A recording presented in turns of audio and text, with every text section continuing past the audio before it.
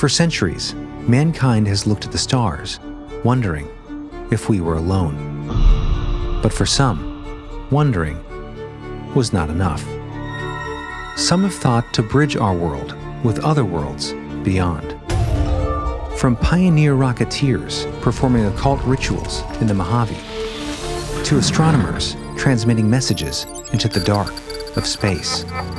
History is filled with attempts to make contact, but can the very act of looking invite something to look back? Because where those attempts are made, strange stories seem to follow. Dark visitors that seem to manifest where science and magic collide. Join us as we investigate reports of vampires stalking the jungles around the Arecibo Observatory, gargoyles terrorizing the Johnson Space Center, and curious claims of a NASA Bigfoot autopsy cover-up. These encounters are all hinting at a pattern, but a pattern not pointing to the stars, but to something already here.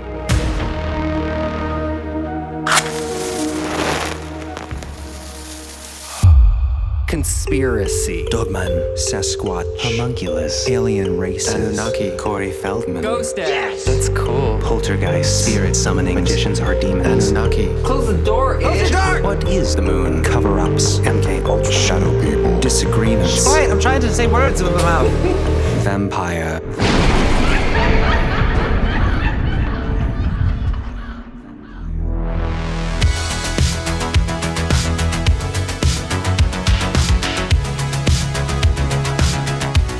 Well, hello. Hi. Welcome to The Belief Hole. I'm Jeremy. And I'm Chris. And we are the brothers of The Belief Hole.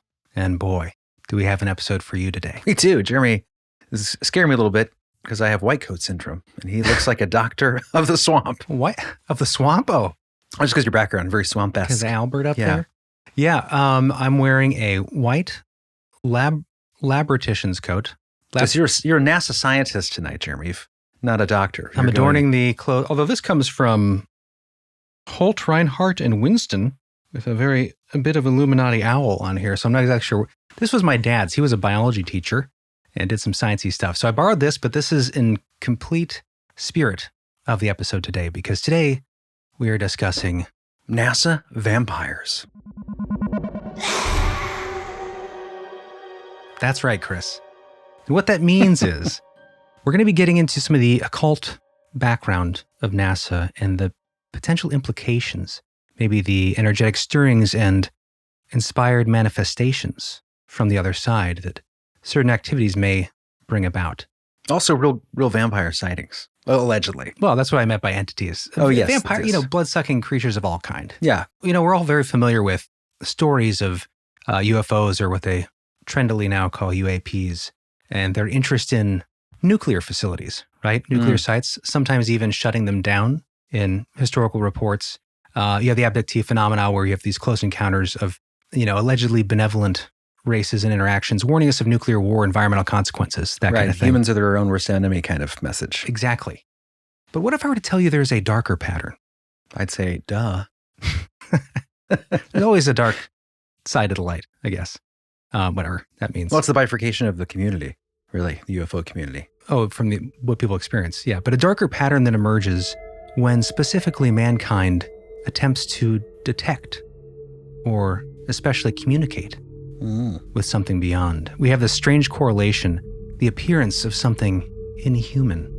Like reaching out into the abyss and waking something up. Yes, very Cthulhu-esque, you might say. But there is a pattern of reports of creatures, Chris, yes, vampiric in nature, blood-drinking entities. Or consciousness eating, entities of unknown origin that seem to appear in lockstep with the development of these facilities, which are tasked with communication, the exploration of the stars.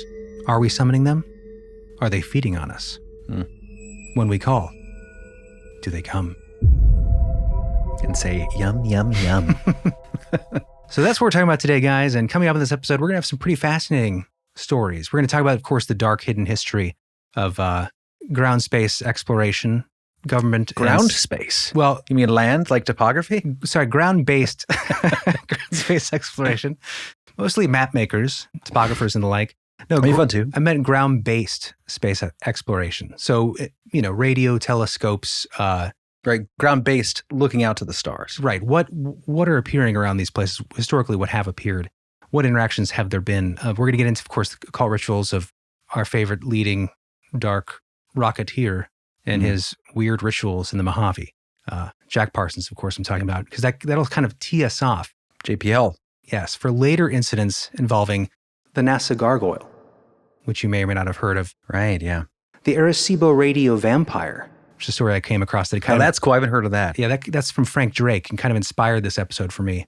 And of course, we have NASA Bigfoot autopsies and more. There's a lot coming wow, up. you really shoved something in there at the end I didn't hear about. And then Chris, of course, what do you have coming up? Well, if we have time for me, Jeremy often likes to I'll make time. fill up episodes with nonsense. I think you fill them up with your complaints. So if we can move I'm along. just kidding. No, this all sounds really fascinating. If we have time, Oh, we'll get there. I do have some stuff to get into in relation to the idea of the vampiric element to UFOs, the paranormal crossover with the UFO, UAP phenomena. And specifically, we're going to talk a little bit about Archons. You guys are familiar with that concept. And probably one of the best examples of a well-known experiencer, quote unquote, decades experience with what you could definitely consider an easy crossover between paranormal and the UFO alien abduction experience, Whitley Strieber. Right. He's talked a lot about soul containers, consciousness feeding, and things like that. So we're going to get into a little bit of that So towards when you the say end. paranormal, you're speaking of more of like a spiritual, energetic, extra-dimensional, because, people think of ET alien concept as paranormal, or at least I would. So you're saying Right, specifically, I mean more like in the supernatural realm. More Okay. in. And I guess it does all kind of blur together, and that's kind of the point, is that we don't really know where these things come from. Exactly. Interdimensional, how different is that from something from a quote unquote spiritual plane? right. Isn't that sort of another dimension? So we're going to talk a little bit about that at the end. So it's going to get interesting. Well, there's some people that believe that the stars are souls. I mean, the ancient Egyptians thought that's where your souls went. Your soul went when you I died. think that was the Lion King. I don't know about that. Maybe. I haven't seen him in a long time. Remember that? No.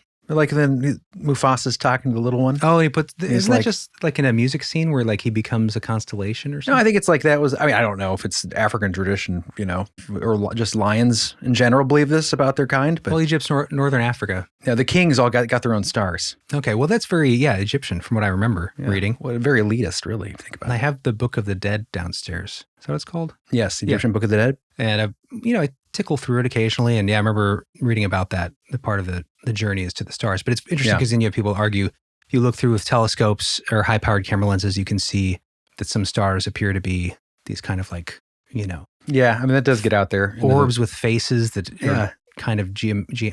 That's not what they're telling us they are. Right. I doubt they're dead people, but Okay, there was they're always alive the, in space. there's always the argument that the Great Pyramid, not a tomb, obviously. Oh yeah, But that the shafts pointing out into the stars in a certain alignment, it was part of an astral projection for people to, sort of hit that vibrational experience and then go. yeah, Anyway, yeah. That's for another episode. yes. But let's kind of set the tone here. So of course, this reminds me of the idea of trying to contact things, and in the case of Frank Drake and Carl Sagan at Arecibo in Puerto Rico, which we'll get into in a little bit, a very well, some might say naive, but a very warm communication style with the extraterrestrial element. Human civilizations on other planets was Right. the concept, right? But then, of course, you have Jack Parsons in the Mojave, where you are literally trying to open portals to another world, to bring forth entities. And we'll get into that. But this reminds me of that famous Nietzsche quote that we've quoted many times before. Quote, "Whoever fights monsters should see to it that in the process he does not become a monster. And if you gaze long enough into an abyss, the abyss will gaze back into you." And of course, we've used that a lot. People just use that as kind of a phrase of like, the more you look into the darkness, Right. the darkness looks back. This seems like a more philosophical than what we're talking about. Maybe He was a philosopher. looking into the evil of people, potentially in humanity. Yeah. But maybe more applicable is H.P. Lovecraft's quote. And this is one of the most famous meditations on peering into the dark. And of course, this is the opening paragraph of The Call of Cthulhu, which is oddly applicable when we think about the occult rituals in the Mojave. Quote, "We live on a placid island of ignorance in the midst of black seas of infinity, and it is not meant that we should voyage far." That was Lovecraft? Yeah. Obviously, fictional writer, but Yeah, although there are people that have theories about that. I know, yeah. Maybe from the crazy corner, but... Fun episode to do sometime. Yeah. But when talking about science and the attempt to contact something from beyond, of course, we need to go to Jack Parsons. Yeah, who is he, Jeremy? Lay it out in case people are either new to the channel or just not familiar. Yeah, so as many of you probably know out there, Jack Parsons happens to be the pioneering rocket engineer who godfathered what became NASA's Jet Propulsion's laboratory. Namesake, JPL. And many who at least are involved with what we study here in this field, they'll know that he was also a very, very devoted occultist. Very devout. Very devoted, I'm sorry. He was a very devoted occultist, probably in equal standing with his pursuit of science. And he often injected magic, of course with a K, magic rituals, with his scientific work. And he would often mix this with his science in the sense where he would be having, rocketry experiments, and at the same time, he would be doing rituals to potentially aid in his rocketry. Yeah. Which, led to some, eventually, people argue led to his ousting of working actually in a professional setting. Oh, really? I hadn't heard that. Yeah, so we'll get into that. But this is the primary concern, was that his attempt in the desert, which we're about to talk about, the Babylon working, as he called it, did this open a doorway. It's like maybe somebody left the gate open. Okay. Mr. Peterson. I'm going to play that clip 1,000 times. It's like maybe somebody left the gate open. It's them. They're moving around again. Yeah, it's pretty crazy. I don't think most people know this connection with Aleister Crowley and even L. Ron Hubbard. Yeah. And they're like a little friend group hanging out there in the desert doing little rituals and sex parties or whatever. I don't know. Sex parties. I think there was definitely some swinging going on. Well, it was also, so he was involved in the OTO, which endorsed polyamory. So swinging was an obligation, which didn't always work out well for Jack, unfortunately. Big surprise. Which actually some argue was the point of Babylon working. There's a jealousy angle and to summon a very weird science kind of vibe. Remember the movie Weird Science where they create a woman? That's kind of what Babylon working was. Yeah. But let's rewind. Let's go back and understand who Jack Parsons was. Because if you understand what happened to him as a kid, kind of how he got to where he was, it makes a little more sense that you get this guy, this kind of rogue, mad genius type character. So he was born into a wealthy family, but when he was just a baby, his mom divorced his dad because she found out he was having a long-standing affair with a prostitute. Oh, man. Yeah. That is a bummer. I think they may have been involved in something. I'm not sure. I feel like I heard something that they were also involved in a strange kind of cult. Yeah, I'm not sure if that's true. So check on that, guys, if you're interested. We'll have links in the show notes. No one cares. People care. People want to know the whole story. Just kidding. Anyways, so at this point, he's a baby, infant. His maternal grandparents move out to California from Massachusetts, and they purchase a grand mansion for Jack and his mom. It's nice to have. Yeah, I mean, double-edged sword, because it's on Orange Grove Avenue in Pasadena, nicknamed Millionaire's Road because a lot of obviously wealthy people live there. But because he lived in this kind of mansion on the large mansion grounds, it was a very solitary kind of upbringing. He didn't have a lot of friends, just the servants that kind of worked there, was most of his interaction throughout his childhood. Lonely Jack. Lonely Jack. So he buried himself in science fiction, fantasy books, reading all the time. And of course, this is what got him into wanting to go to the moon, build rockets, that sort of thing. That's how it happens. And of course, it also got him into, by the age 12, he was, bedtime incantations to invoke the devil was also there. Okay, well, that's a leap forward into something. So this was a practice he apparently learned from reading Amazing Comics. So, you're, oh, wow. We play with the Ouija board. He's summoning the devil. The Amazing Comics would be publishing summoning the devil. You know what I mean? Well, I'm sure it wasn't like a how-to. I'm sure it was like, this is a character that's doing this. He's like, oh, that's interesting. Kind of like, we had the Ouija board growing up and we knew we probably shouldn't do it. Mm-hmm. But he also, he didn't, it's not like he had like a religious background. He probably thought sounds cool. Yeah, not as scary as it probably would have been for us growing up Lutheran. Well, I just mean the culture as a whole was more puritanical when it came to like direct representation of, summoning the devil. The Ouija board was, a quote unquote spiritualism tool.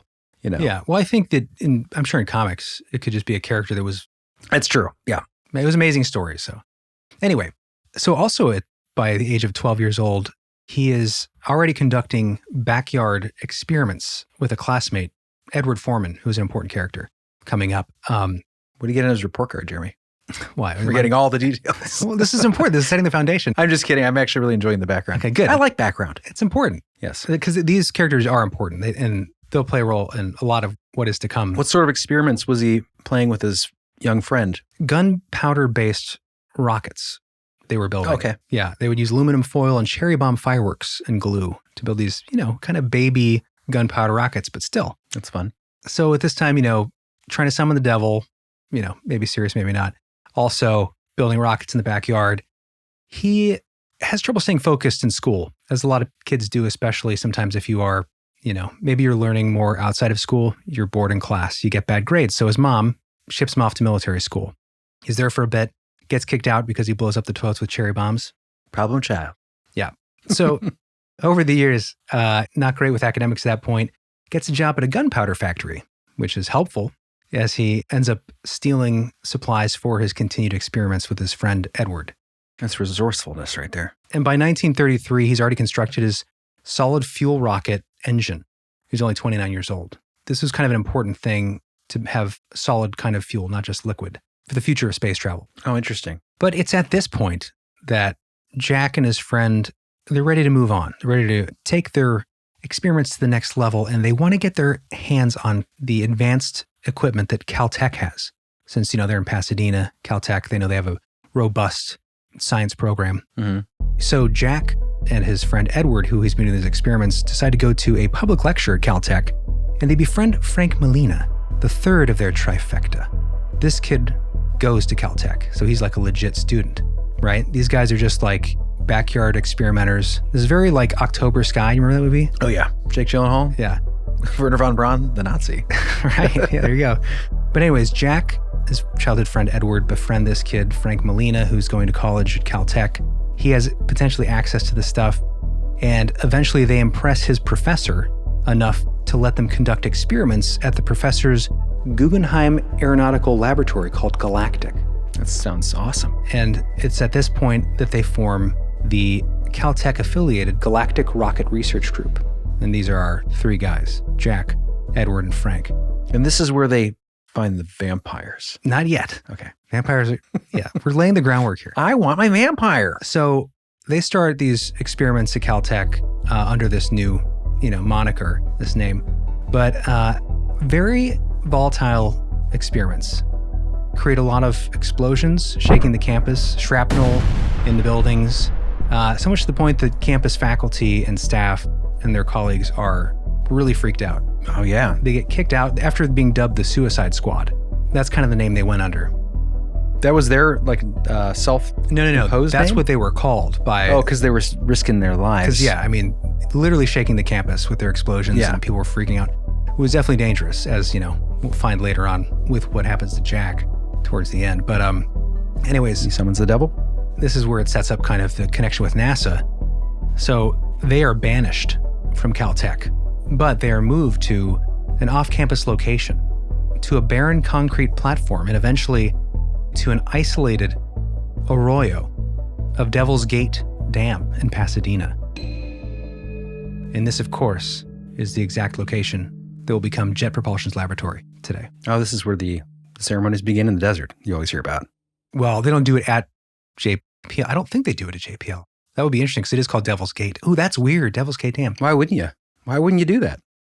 Well, this is the the facility where they're working, right? They've been given, but Oh, what was it before? Just an old... Well, it's Devil's Gate Dam. So there were some structures there, and they built a I think rocket. Caltech had been using it for some sort of experimentation. Okay, so they're still working under Caltech's umbrella. They're not moved out of there. I believe they're just moved off campus. Okay. Like, you guys got to work out here. I thought you meant they were all expelled. The banished from campus. Okay. Go over there. Yeah. I believe it's still Caltech, but yeah. Hey guys, editing Jeremy here, and I just thought this was a really interesting point to drop in. So previous to this, Caltech did not have any facilities or real connection with the Devil's Gate piece of land. But it was a safe and barren place for the suicide squads who continue their rocket experiments and, quote, dangerous explosions.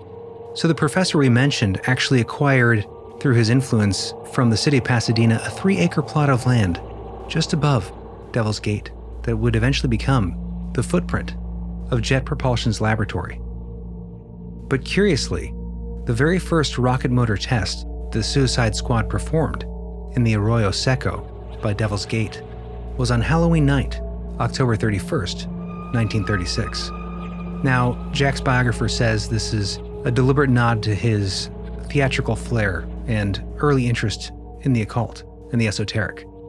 But interestingly, as Jack got more involved with the OTO and his occult ritual practices deepened, he would return to that exact same canyon, explicitly utilizing the Devil's Gate for his rituals. And crucially, he was still at his peak of his aerospace career, building the very foundations that would become Jet Propulsion's laboratory. And while developing his science, he would by night walk down that same canyon to perform invocations to the god Pan. So his scientific breakthroughs and his esoteric obsessions would share the same exact coordinates, a double life he maintained up until 1944, when he was finally ousted after his occult reputation became a liability for the military-backed tech world he was now working in, forcing him out of the lab. But this, of course, would lead to his most notorious occult ritual in the Mojave. So let's get back to the episode. But getting back to the occult stuff, because all through this time, Jack is still heavily involved with the occult and with ritual. He becomes converted to OTO, the Ordo Templi Orientis. Oh, yeah. Right? And Thelema from, of course, Aleister Crowley. Mm-hmm. That's in 1939. And he quickly rises to the top. He actually becomes a leader of his own local lodge in California. Of the OTO? Yeah, in 1942. So he's kind of living this double life, working on technology for the U.S. military, and then by night performing these complex ritual magic ceremonies at his Pasadena mansion, which he calls, cleverly, the Parsonage. Oh, because Parsons? Yeah. This place becomes kind of a community. He rents out parts of it, because this is the mansion he grew up in. Once it becomes his, essentially, he's renting out rooms to other kind of eccentrics or outsiders, whether it's political philosophy or thelema or other ritualistic belief systems. Interesting. He's building this kind of world around him. Like sort of networking community of people. Yeah. This reminds me a lot of the Psychic Mansion episode we did with all the psychics that got together in, I think it was the 60s, 1960s? 50s, 60s? It's been around the same time. Yeah, interesting. Actually, wait, no, this is late 30s, early 40s. Yeah, I was going to say that'd be earlier. They were inventing rockets, Jeremy. That's right. For the first time. I remember. It's all my research here. So to this point, 1945, that, yes, science fiction writer and U.S. Navy officer L. Ron Hubbard moves into the parsonage. Here we go. And he and Jack become close friends, eventually collaborating on one of the most infamous occult operations in modern history, the Babylon Working. And this is what they would be doing out there in the desert. That's right. By the way, in case someone out there doesn't know. Yeah. Ron Hubbard, obviously the creator of Scientology. Yes. I don't know if we need to say that, but someone out there might not know that. So he was a science fiction writer that wrote tons of stuff, wasn't super successful, and then arguably invented a religion. This is the friend group coming together out there. Doesn't Aleister Crowley get involved at some point? Yeah. So the Babylon Working, like on a personal level. Yeah. Well, Jack's initiation of the OTO, and it was around that point after he was introduced to it that he got in communications with Crowley, and Crowley thought he was a compelling kind of figure and actually helped him advance beyond all the steps you have to do. Basically, like accelerated his ascension in the OTO. Right. Still had concerns about the work they were doing in the Mojave, apparently. But the Babylon Working ceremony, this famous occult ceremony in the Mojave, it relied on ritual structures from Crowley's work, but it also utilized Enochian magic, developed, of course, by John Dee and Edward Kelly. Right. I think Crowley's work was sort of an offspring of that, of the Enochian stuff with John Dee. Well, that's where contact your, guardian angel or that sort of the element of his workings. And or Blavatsky. I don't know. That all gets confused in my brain. Well, Blavatsky too, although their philosophies did differ. That was Theosophy. I mean, their philosophies differ. No, I'm just saying Blavatsky. That was Theosophy. Theosophy. She wrote, was it Hidden Knowledge? I was just reading about her.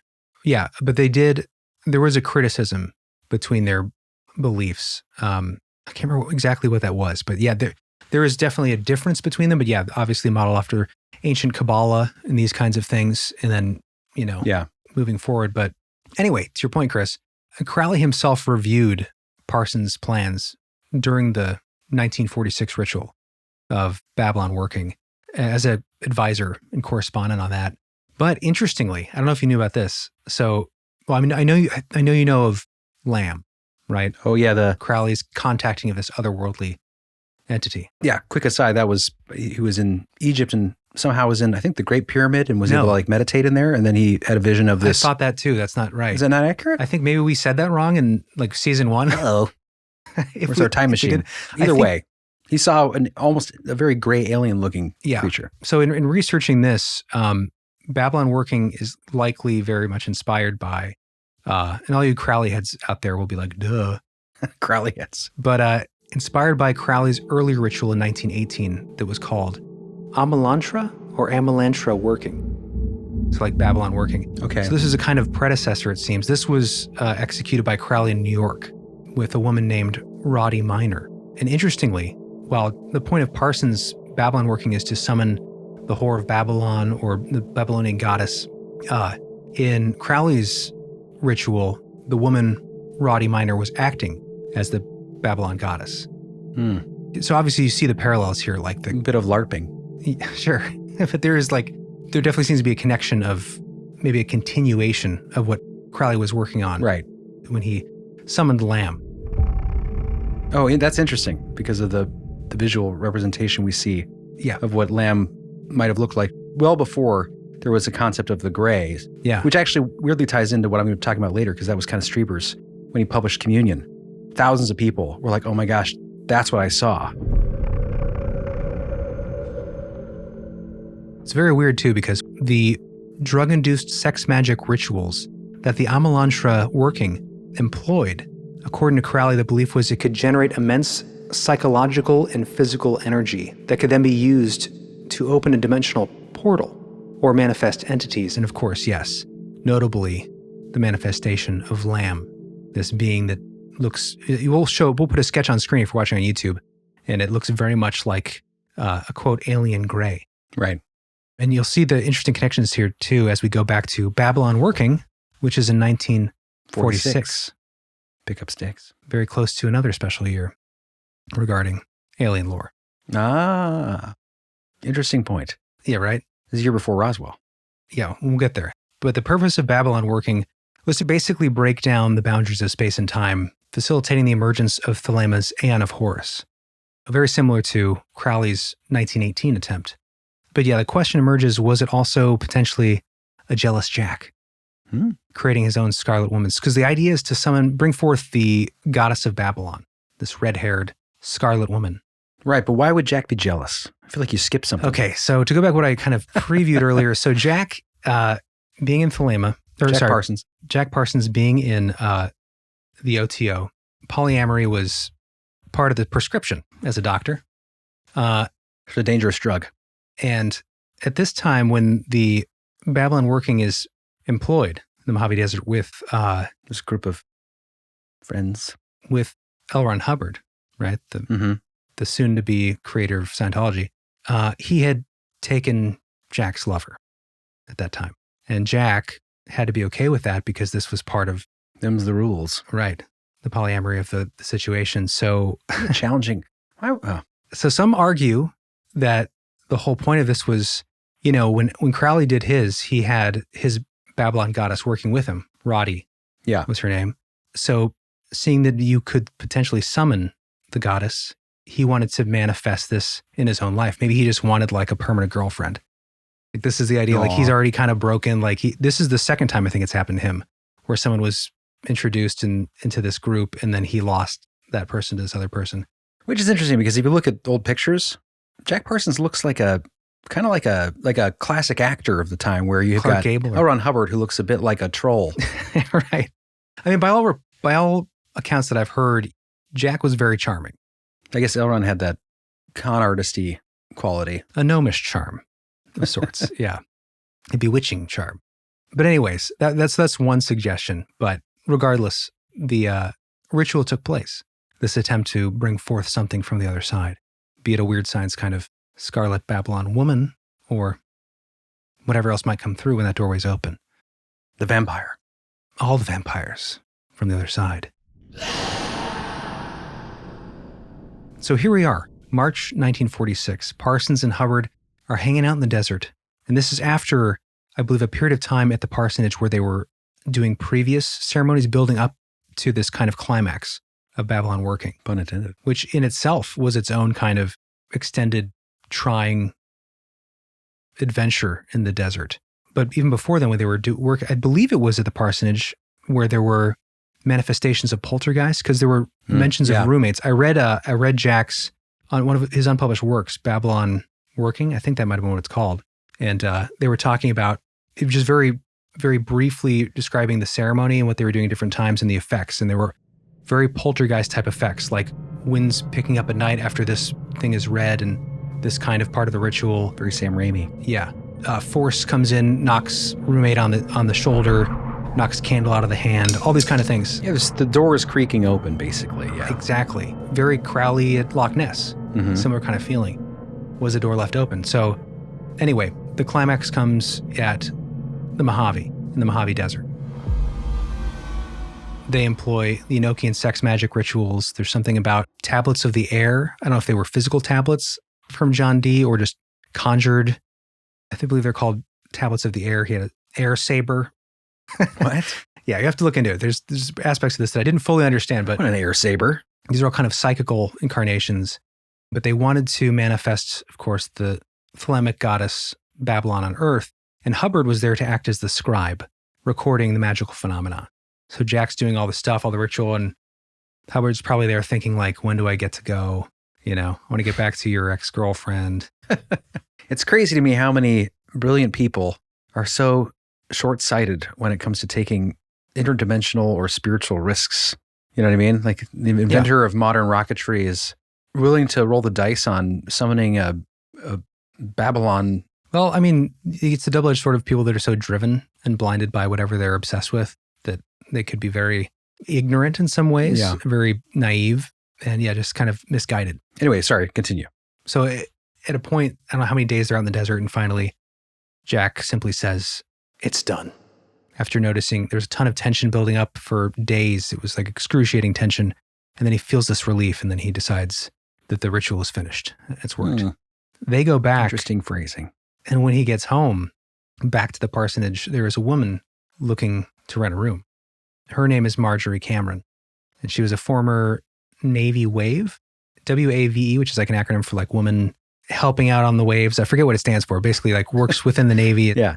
But he sees this red-haired, vivacious woman and believes that she is the psychical manifestation Babylon, just waiting for him when he gets back. Yeah. You know, so they do their intense sex magic rituals. And at one point, although she was completely unaware about his like magical connection or his ignorant of that aspect of Jack, she reported at that time seeing a UFO during these rituals.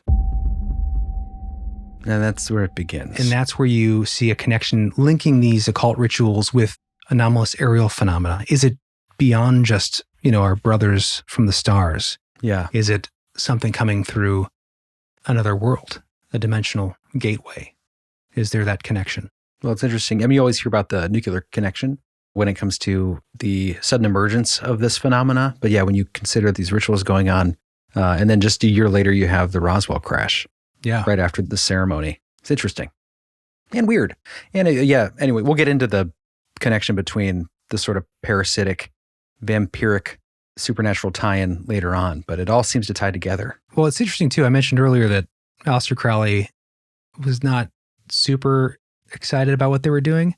I think he thought they were also kind of naive and misguided, maybe similar to how he was at Loch Ness when he had to leave early from his, he didn't ever close the gate. Mm-hmm. And then people suggest Loch Ness Monster. How do we get a Loch Ness Monster?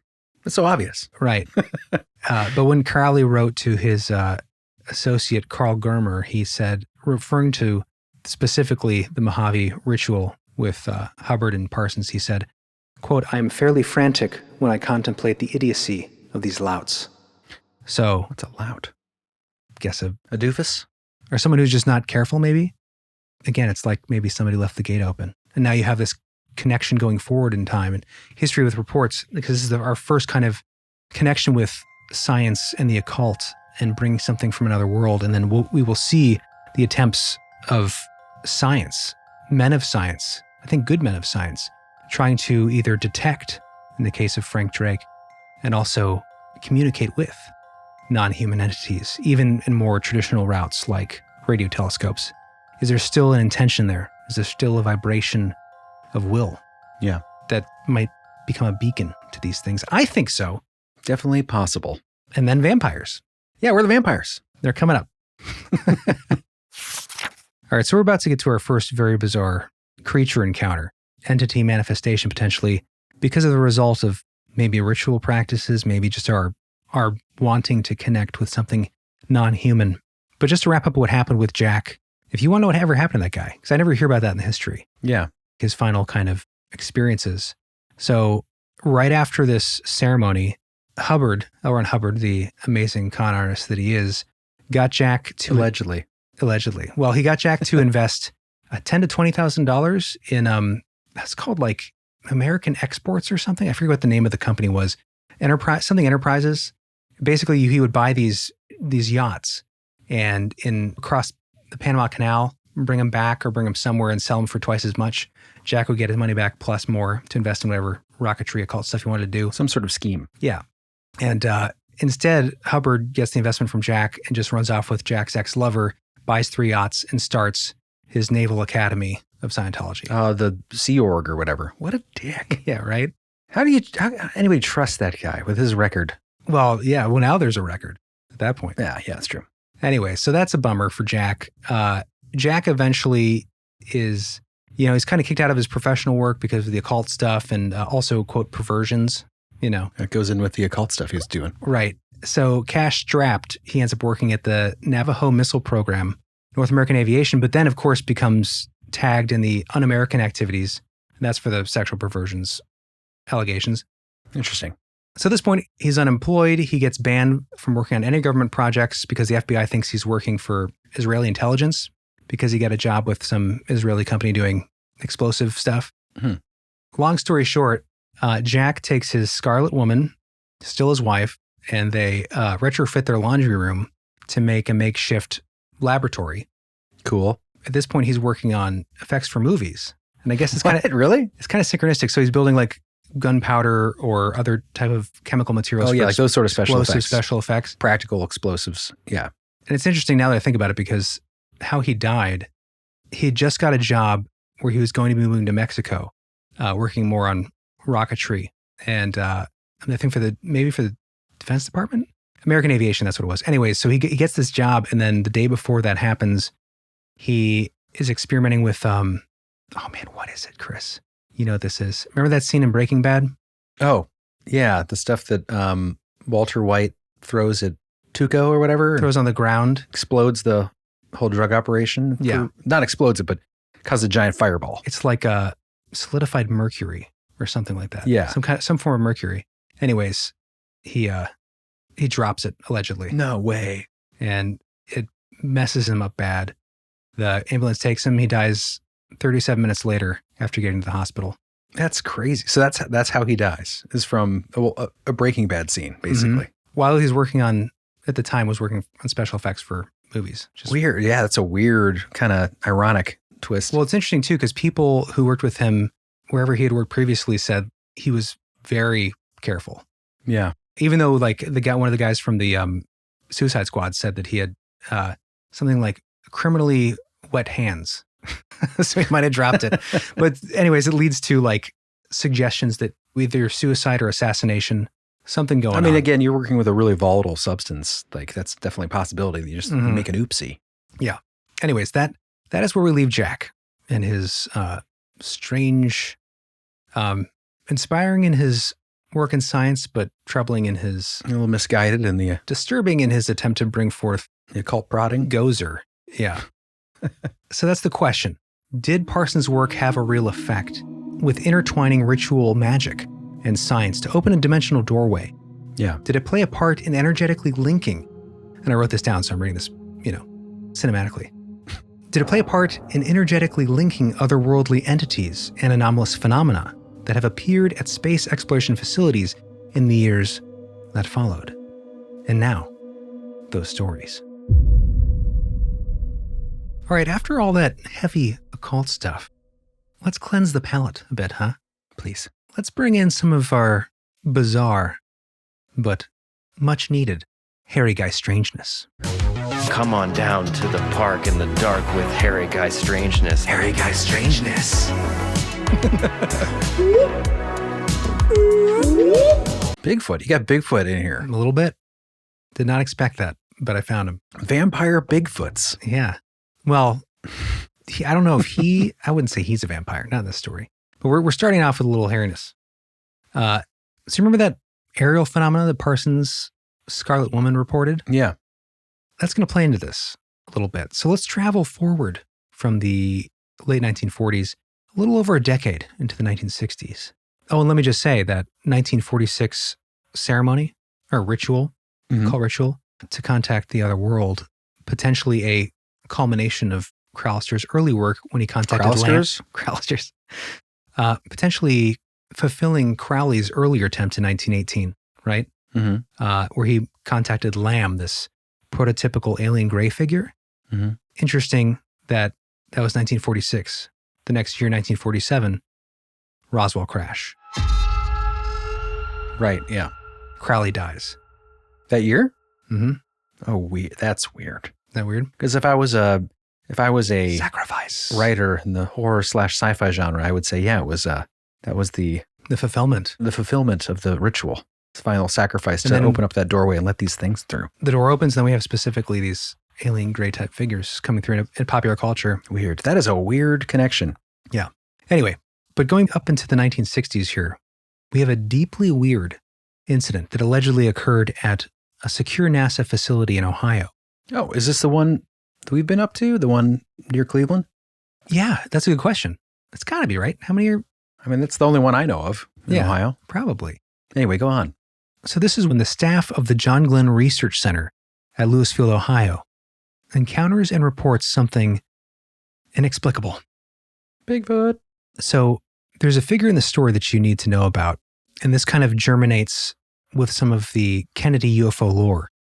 If you're familiar with any of that, Chris. No, I don't think. No.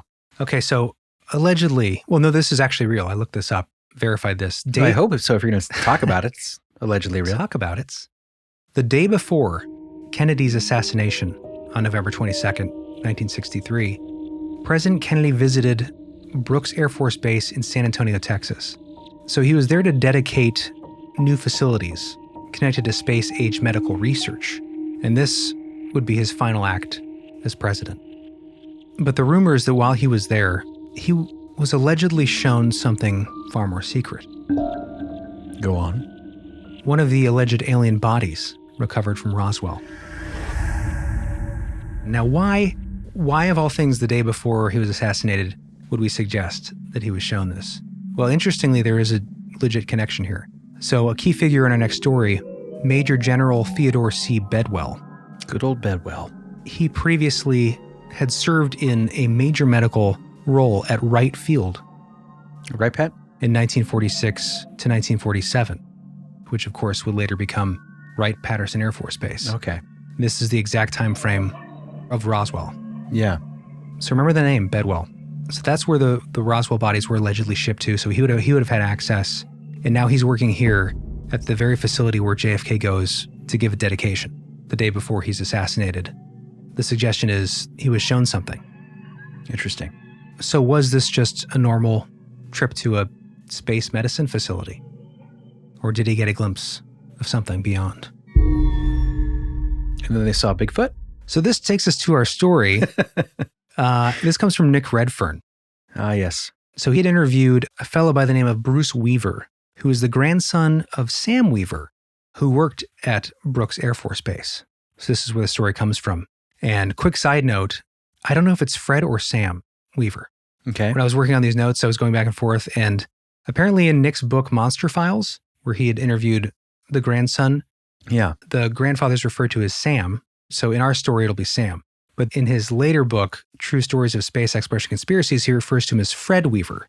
Weird. So I don't know if there was it was supposed to be anonymous on the first book, and then they gave the real first name, or maybe it was just an editor typo. What was a nickname? Yeah, who knows? Anyway, just to clarify, if you look into the story, there might be Sam or Fred as the guy. But this is where the connection is with Bedwell. So Sam was reportedly friends with Bedwell, who was, the major general who had previously worked at Wright Pat and met with JFK afterward. Right. And according to Bruce, the grandson, one of Bedwell's staff quietly told Sam about a strange classified file being kept secret at Brooks.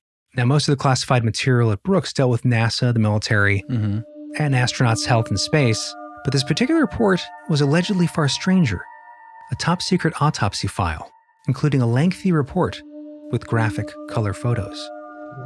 And the creature that had supposedly been discovered in 1962 by the security team near what is now NASA's John H. Glenn Research Center.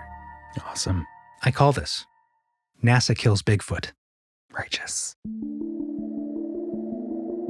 Situated at Ohio's Lewis Field, NASA's John Glenn Research Center is a historic locale where the liquid hydrogen rocket engines used in NASA's manned Apollo missions to the moon from 1969 to 1972 were developed.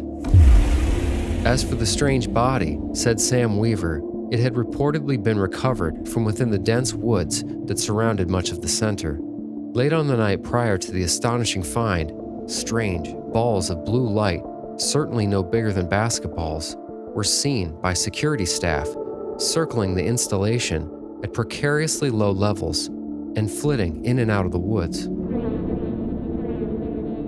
Whatever they were, they gave every indication of being under some form of intelligent control, but they didn't appear to be hostile. Despite this seeming lack of hostility, Sam Weaver told his grandson that there had been some sort of altercation, that weapons had been discharged by panicky guards at one point, and that the next morning, with the benefit of sunlight, a team scouring the area for evidence of what had been afoot the previous night stumbled across the giant, hairy corpse.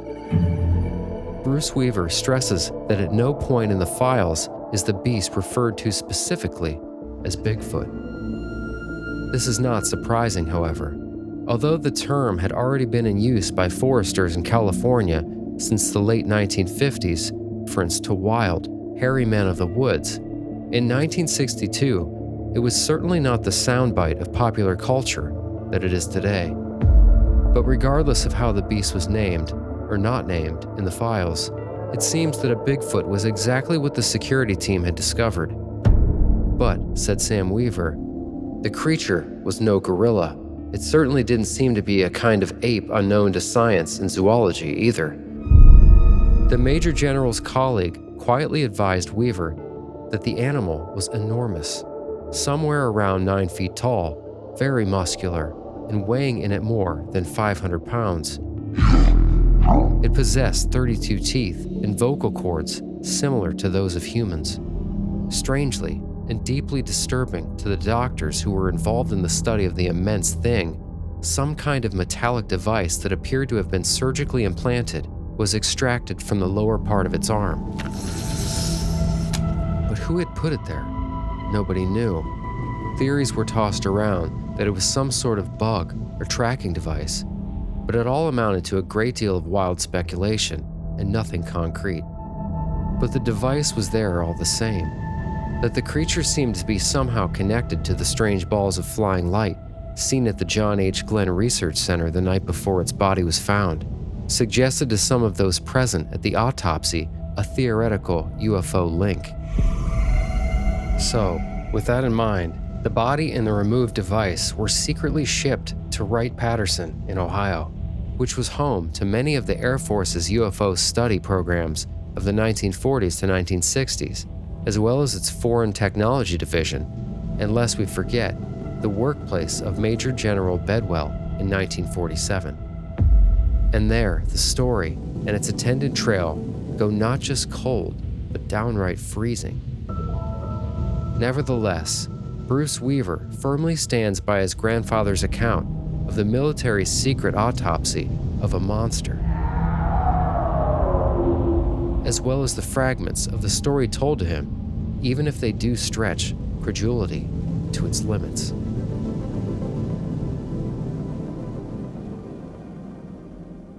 Fascinating. Yeah. I mean, if true, and it seems like Nick believed the grandson, I mean, this is a link that we hear about all the time. I mean, especially in the last 10 years when it comes to Bigfoot phenomena and orbs of light. You know, you've got Skinwalker Ranch stories like this as well, where there seems to be a connection. We've covered plenty of cases with weird gadgetry found on Bigfoot. Yeah. Just reminding me was there utility belts that the Yes, Bigfoot there's a had? great utility belt account. Directly connected with piloting these craft. They were actually like Chewbacca-esque. This is I think it was pre-Star Wars. Yeah. But these hairy humanoid creatures that were found to be piloting these things and had these utility belts and shot out purple orbs, maybe. Yeah, and obviously very Very fantasy sci-fi stuff. extreme kind of accounts, but even just to take it back for a minute and not to get too far from the topic, but to look at the Bigfoot phenomena and the footprints that seem to stop and disappear, the lack of bodies, if you do believe that these things are being really seen by people, what really are they? If they seem to have a problem being discovered as physical corpses or, a lot of trace evidence. Where do they come from? Right. Where do they go? Only Cotton Eye Joe knows. Thank you for picking that up. We are twins. Yeah, so that's just one example. No vampires yet. No vampires yet. And building up to the vamps, okay? And it's interesting to make the connection between Right Pat and alien bodies. Maybe being there, someone dissecting something that is inhuman and unknown to our own biological archives. It would make sense that you would also get those types of bodies. That's where you have the pros looking at stuff. Right. It is interesting. And I did some background on this and made sure these figures do exist, like Bedwell. He was working specifically at the time, first of all, at Brooks in San Antonio when Kennedy would have been there the day before. So they likely would have talked. Yeah. And then before that at Right Pat in 47 to 48. So exact time frame where it's possible bodies were shipped there, he would have known. And so, yeah, were there exobiologics or non-interdimensional biologics still being shipped to Right Pat in the form of hairy metal beacon tracked hominids? Maybe. I mean, it's a wonderful thought. Yeah. Literally in the form of wonder. Well, let's move on down the line, Chris, because I know we only have so much time tonight. There's so much to get to here. Yeah, I'm still hold my breath for they're going to get to any of my stuff, but we'll see. Oh, we'll get there. It should be a longer episode than normal. Because this must be discussed. It must be sussed. It must be sussed. The truth must be sussed. Okay, so let's move to the very disappointing Johnson Space Center. And I only say that because Chris and I went there last year. The one outside of Houston? Yeah. Yeah. That was very sad to see. That's when I first started thinking about doing this episode. And maybe in an expansion episode, we'll get into our criticisms of the facility. Oh, it was just run down and like the displays of the astronauts float. They're just mannequins. And then like to show that there's there's a lack of gravity and the fuselage or whatever, they just have balls on very clearly visible strings. So the mannequins were laying there tied up on ropes and this is anti-gravity and right. There was old water damage on displays. It was just where's the... And it wasn't cheap to go in there either. Well, that's the thing. You think all that money was $50 a person to go in? Don't taxpayers pay for this? Going to NASA? I'm sure it's subsidized to some degree. Well, but then you look outside and every umbrella is Pepsi Cola. Yeah, they got product placement too. There's brand stuff everywhere, but it's just where's the money going? Yeah, that's the question. Black projects. Or just into people's pockets. Study of hairy hominids. Anyway, I'd like to go into it because I've got argues about the menu and the cafe as well and the overly complicated ordering system. Maybe we'll get into it at one point. The people were very nice. I will say. Staff was nice, but the facility. It was just a bit of a letdown. Strange for this is where your taxpayer dollars go. Or your donations. For one of the most important achievements of mankind to celebrate. Anyway, that was just the tourist area, I guess, the Space Center Museum. But in the facility, there are, or at least at the time of this story, scientific workings going on, right? Experiments. Yes. Technology development. I imagine it's still happening there, but we just saw one side of it. So interestingly, the Johnson Space Center, this is just a kind of a nice thought snack for you guys. The NASA engineer who headed the selection of the site, John Parsons. Oh, weird. No relation. No relation at all. Yeah. Kind of funny, huh? Everything's related. Or is there a secret relation? Due to the polyamory of the OTO. It could just be the universe giving you a little wink. All right, Chris, you ready? Yes, please. So for our next interesting example of these entity appearances in connection with these space facilities, let's head to the heart of NASA's operations in Houston, where a terrifying entity began trolling the night skies over a major space exploration facility, NASA's Johnson Space Center. Here we go. Finally a vampire. And this comes from Nick Redfern's book, and he calls this chapter The Houston Space Center Mothman, also referred to as the NASA Gargoyle. On 11 known occasions during the darkening months of late autumn and early winter of 1986, staff at the Johnson Space Center reported something disturbing and sensational. Sightings of what bore an uncanny resemblance to the legendary Mothman of Point Pleasant, West Virginia, which became the subject of John Keel's much-praised book, The Mothman Prophecies. The Mothman was a winged, shiny-eyed entity that allegedly haunted Point Pleasant in the 1960s and sparked a panic in the people of the town, and its cousin in the Lone Star State did exactly that at the Johnson Space Center years later. Hardly surprising, given that the monster was described as having shiny, oily-looking black skin, a pair of huge, bat-like membranous wings, and perhaps most memorable and unsettling of all, a long, flowing black cape. Intriguingly, every one of these encounters took place late at night and involved staff working late shifts who had the opportunity to see the creature as they were arriving, leaving, or in the case of security personnel, patrolling the facility. In addition, the weather was always the same: chilly temperature, clear skies empty of clouds, and a wild, howling wind.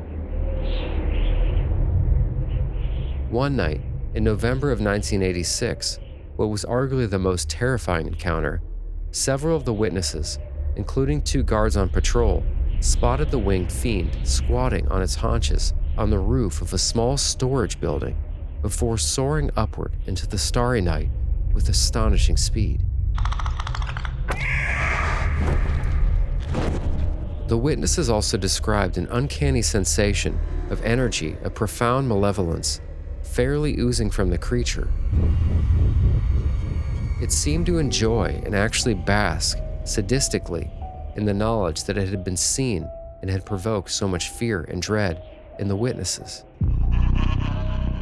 Afterward, such was the level of wild anxiety and rampant rumor that spread around certain parts of the facility that an official, albeit low-key investigation was launched, in which security personnel took statements from the witnesses. What else could they have done, particularly given the fact that most of the accounts didn't surface for days, or even weeks after they occurred? Not much, until the next dramatic, and this time, deadly development in the story occurred. Shortly before Christmas 1986, the attacked and nearly bloodless corpses of 2 dogs were found on site at the edge of a staff parking area, right around where the flying menace had been seen only 4 nights previously. In this case, the investigation was taken to a whole new level. The reason was obvious. If dogs were being slaughtered by the creature, then might the staff itself be next on the lethal list? It was a sobering thought that led police, and briefly even the local FBI office, to become involved in the investigation. The probe ultimately led only to a dead end, largely as a result of the fact that by early January 1987, the sightings had ceased. Moreover, despite discreet inquiries with local veterinarians, the owners of the 2 unfortunate dogs were never located. The flying fiend had seemingly moved on to new pastures, and the staff of the Johnson Space Center that was in on the story could finally breathe a big collective sigh of relief. From a distance of 100 yards at twilight, you might almost mistaken them for human. They'll have their heads at the tops of their bodies, I suspect, and their eyes in their heads, not far from their mouths. I think they'll walk on two legs, too, as we do, but I suppose that, more often than not, intelligent extraterrestrials will have 4 arms instead of 2. 2 just aren't enough, as far as I'm concerned. 4 make for a much better design. My scientific colleagues raise their eyebrows when I speculate on the appearance of extraterrestrials, but about 99% of them agree wholeheartedly that other intelligent life forms do exist, and furthermore, there may be large populations of them throughout our galaxy and beyond. Personally, I find nothing more tantalizing than the thought that radio messages from alien civilizations in space are passing through our offices and homes right now, like a whisper we can't quite hear. In fact, we have the technology to detect such signals today, if only we knew where to point our radio telescopes and the right frequency for listening.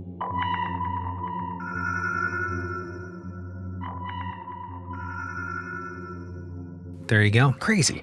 So we've got this flying, demonic, winged creature, reminiscent of the Mothman from Point Pleasant. Fascinating. I wonder, is this as well documented as Mothman? Because I feel like this would No, be... so this lies heavily on one quote-unquote whistleblower. Okay. I think her name is Desiree.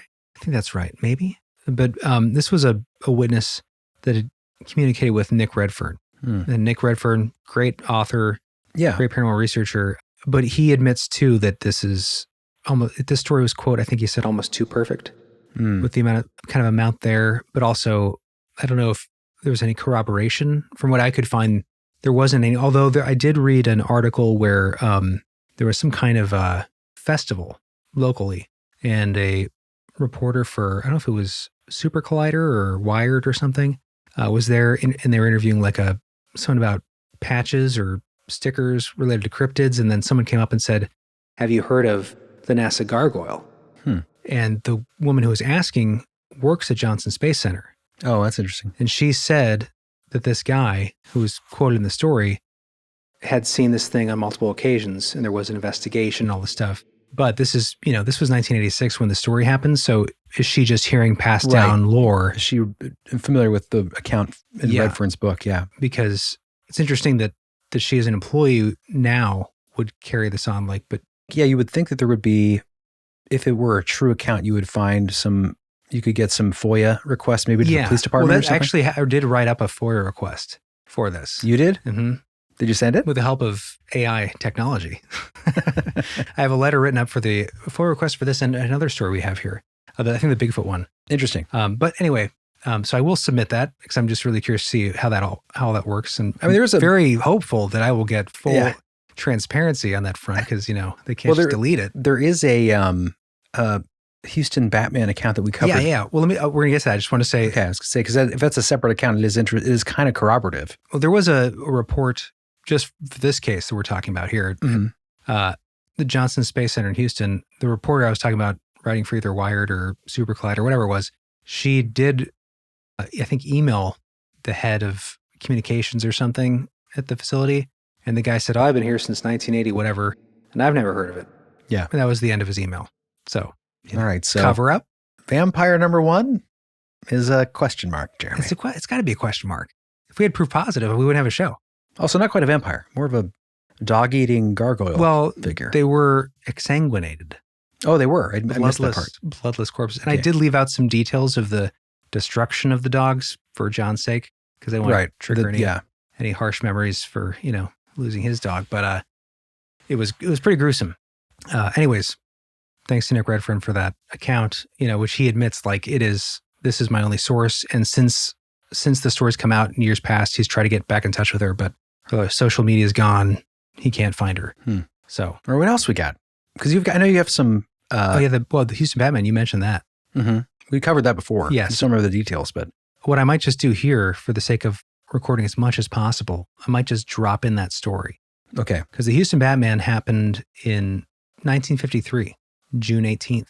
And very close proximity. I want to say it was like 28 miles. I think we might have covered that in our Spring Hill Jack episode. It is an expansion episode of Texas High Strangeness. Okay. But public listeners probably wouldn't have heard it. So I'm going to include that because it directly relates to this. And I think in that episode, I previewed the NASA Vampires that I wanted to do, which was almost a year ago. So it's finally happening now. So we have to connect them. So I'm going to drop this in. We had to get your degree so you could wear your jacket. That's true. It's getting very warm, so this might come off soon. No. But yeah, 1953. So, 30 years earlier or so, we had a very similar account of what they refer to as the Houston Batman. And if you want to hear a response to it, sign up to become a member because I'm not going to hear it right now. I'm not going to respond. That's true. We got much to get through. Yeah. Maybe we'll leave some of the response from original expansion, but yeah. Join the expansion if you want to hear that whole episode. It's really interesting. So here's a clip of the Houston Batman.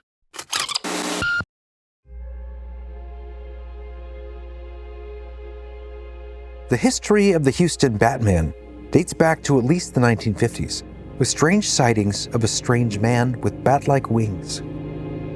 In June 1953, a young Houston housewife named Hilda Walker was sitting on the porch of her home on East 3rd Street, along with her neighbors Judy Meyer, age 14, and Howard Phillips, age 33. It was a peaceful, though very humid night.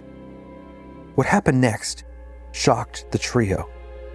Walker described what they witnessed, quote, 25 feet away, I saw a huge shadow across the lawn. I thought at first it was the magnified reflection of a big moth caught in the nearby streetlight. Then the shadow seemed to bounce upward into a pecan tree. We all looked up, and that's when we saw it. A man-like form stood 6.5 feet tall, with bat wings on its back. A strange yellow glow surrounded the Batman. He appeared to be dressed in a gray or black, tight-fitting clothes. Interesting. The witnesses were stunned. They watched for 30 seconds while the Batman swayed on the tree branch, and then light began to fade, and the figure vanished. Judy Meyer let out an ear-piercing scream. Immediately afterwards, Walker said, quote, We heard a loud swoosh over the housetops across the street. It was like the white flash of a torpedo-shaped object. I've heard so much about flying saucer stories. I thought all those people telling the stories were crazy. But now, I don't know what to believe. I may be nuts, but I saw it, whatever it was. I sat there, stupefied. I was amazed. I hope you liked that clip from that previous expansion. Yeah, that was a clip from our expansion episode on Texas High Strangeness, where we talked about the Houston Batman, and I may have left in some of our response to that. I'm not sure because You haven't done it yet. I haven't done it yet. I may not have the Mr. Plutonium. Is that his name? Oh, Back to the Future? The little Flux device capacitor? that Yeah. Doc has in the back of the DeLorean. I've got Marty's Mr. Casio, but I don't have a DeLorean. Mr. Fusion. Yeah, so I can't know what I did yet. But we may have left some of the context in, so hopefully we did. Hopefully it made sense to edit that in. And connecting that to other phenomena in Houston. Very similar winged creature. Potentially same winged creature drawn to the facility. This is the pattern. And I apologize for my voice, guys, because it's been 3 days of staying up late working on this episode and too much talking. And I may be on some medication not prescribed by myself for an infection of sorts. So That makes you sound like something weird is going on. well, everyone has occasional health issues and it can eat at your voice cords. It's not really an infection. It's more of a It's a condition that I deal with. lifelong The Jekyll and Hyde type scenario. vampiric condition. We don't have to get into what that is because people are going to ask questions. Jeremy's a vampire. That's the long and short of it. Anyway, so apologizes for my voice. Where are we going now? We are going to the heart of it all, if you will.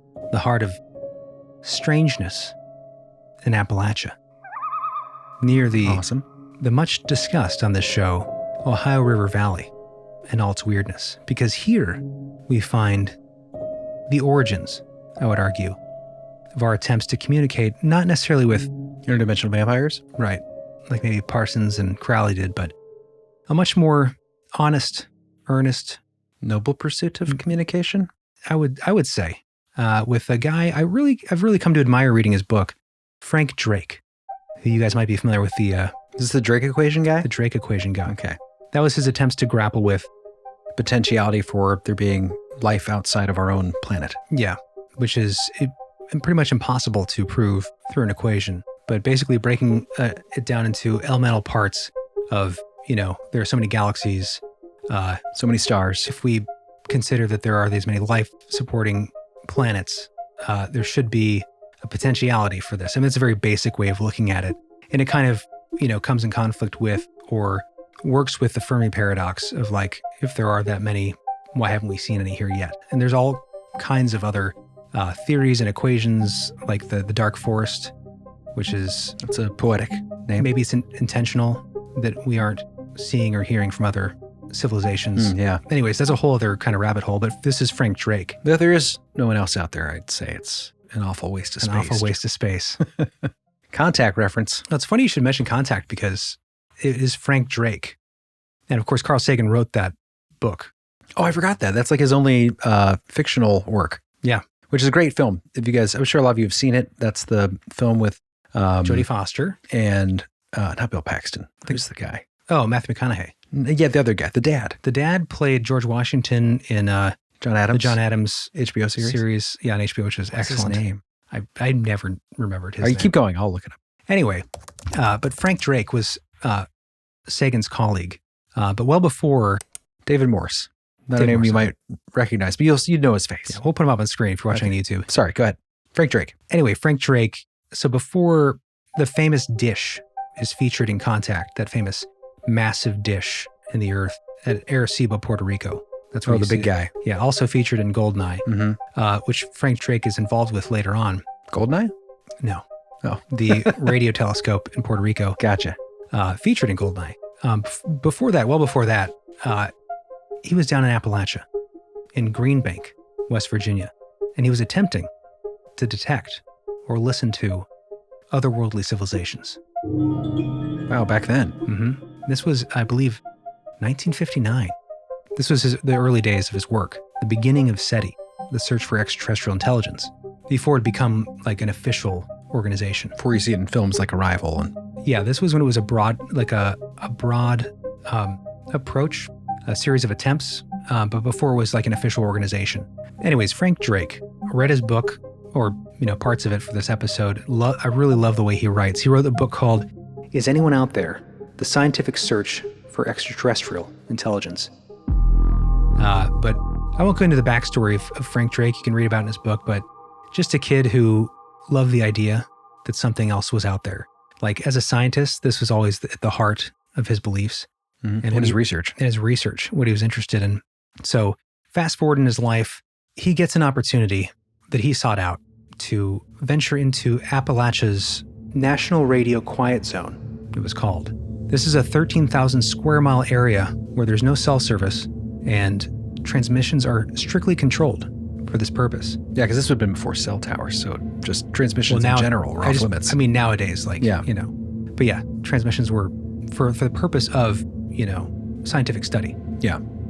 So here in this area of Appalachia, in the shadow of massive, silent dishes pointed at the skies,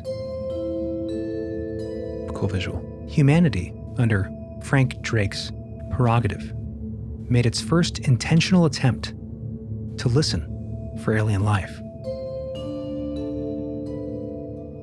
But in this very isolated area that is now connected with a whole smattering of very famous, I would argue, cryptid-like entities. Yeah. And alleged ET encounters. Yeah, plenty. You gotta wonder. When we started listening into the void, I know where you're going. did something local, or perhaps interdimensional, start listening back? Did we initiate or invite something just by searching for it? And that's kind of That's a theme. that's the theme of this episode. So in April 1960, Frank Drake, who's an astronomer, launched Project Ozma at the Green Bank Observatory in West Virginia. Now, Ozma comes from, I don't know if you know where that comes from, Chris. I've never even heard of it, so no. I believe that was the Queen of Oz. Oh, that's what I was going to say. Yeah. And so we're going to have a quote from Drake here that kind of outlines the idea. And they were looking, interestingly, his team, this was a very like cheap approach. I think they spent $2,000 on this project. Economic approach, yeah. Yeah. They used megaphones to call out, observations and the like, and using pretty basic radio technology at the time. And that was kind of the point. He wanted to see if this was an interesting idea worth pursuing, to spend as little as possible in order to get the attention and eventually, hopefully, the funding, which he eventually does for a broader SETI project. So what was his method of doing this?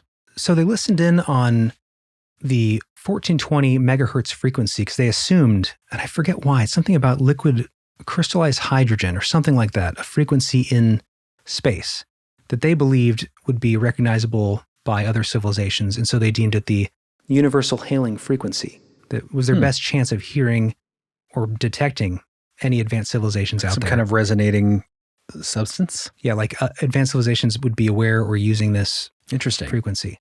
So let's like hear... an intergalactic mycelia network. Sure, I guess you could say that. Like fungus. So let's hear a quick quote from Frank Drake's book describing this experiment. I have been scanning the stars in search of extraterrestrial intelligence, an activity now abbreviated as SETI, for more than 30 years. I engineered the first such effort in 1959 at the National Radio Astronomy Observatory in Green Bank, West Virginia. I named it Project Ozma, after a land far away, difficult to reach, and populated by strange and exotic beings. I used what would now be considered crude equipment to listen for signals from two nearby sun-like stars. It took 2 months to complete the job. With the marvelous technological advances we have made in the intervening years, we could repeat the whole of the project today in a fraction of a second. We could scan for signals from 1 million stars or more at a time, a distance of at least 1,000 light years from Earth. No doubt, when I initiated Project Ozma in 1959, when I proposed using the newest, largest radio telescope at a premier national research facility to search for intelligent signals from space, I was risking my professional reputation and future employment, not to mention public ridicule. At that time, no scientist talked seriously about extraterrestrial life. Percival Lowell's speculation about Mars had tainted the subject, and I had only just begun to establish myself as a scientist. I had discovered Van Allen radiation belts, just like Earth's, around Jupiter, created radio maps of the galactic center, and made observations of the radio spectrum of Venus. Still, I was a novice and had a long way to go before my career was anything approaching secure. If Project Ozma failed to detect a signal of extraterrestrial intelligence, it did succeed in identifying our group at Green Bank as people who were committed to SETI. It also portrayed SETI to other scientists and to the world at large for the first time as a legitimate and doable scientific endeavor, and the project stimulated activity among others who shared our interest but had been afraid to act or lacked the means to search. Today, I have security and credibility as an established scientist. SETI is considered mainstream science. I can stick my neck out without fear of professional repercussions. Having lived with the subject as long as I have, I tend to take more risks, to speculate a little more than my SETI peers. I claim, for example, according to the Drake equation, which I developed soon after Project Ozma, that there are approximately 10,000 advanced extraterrestrial civilizations in our Milky Way galaxy alone. I believe that what they have to tell us is of supreme importance. I feel certain we can find them now, at a cost that would make this discovery the greatest bargain in history, and therefore, I maintain it is worth doing everything in our power to ensure that we receive their signal at the earliest possible moment.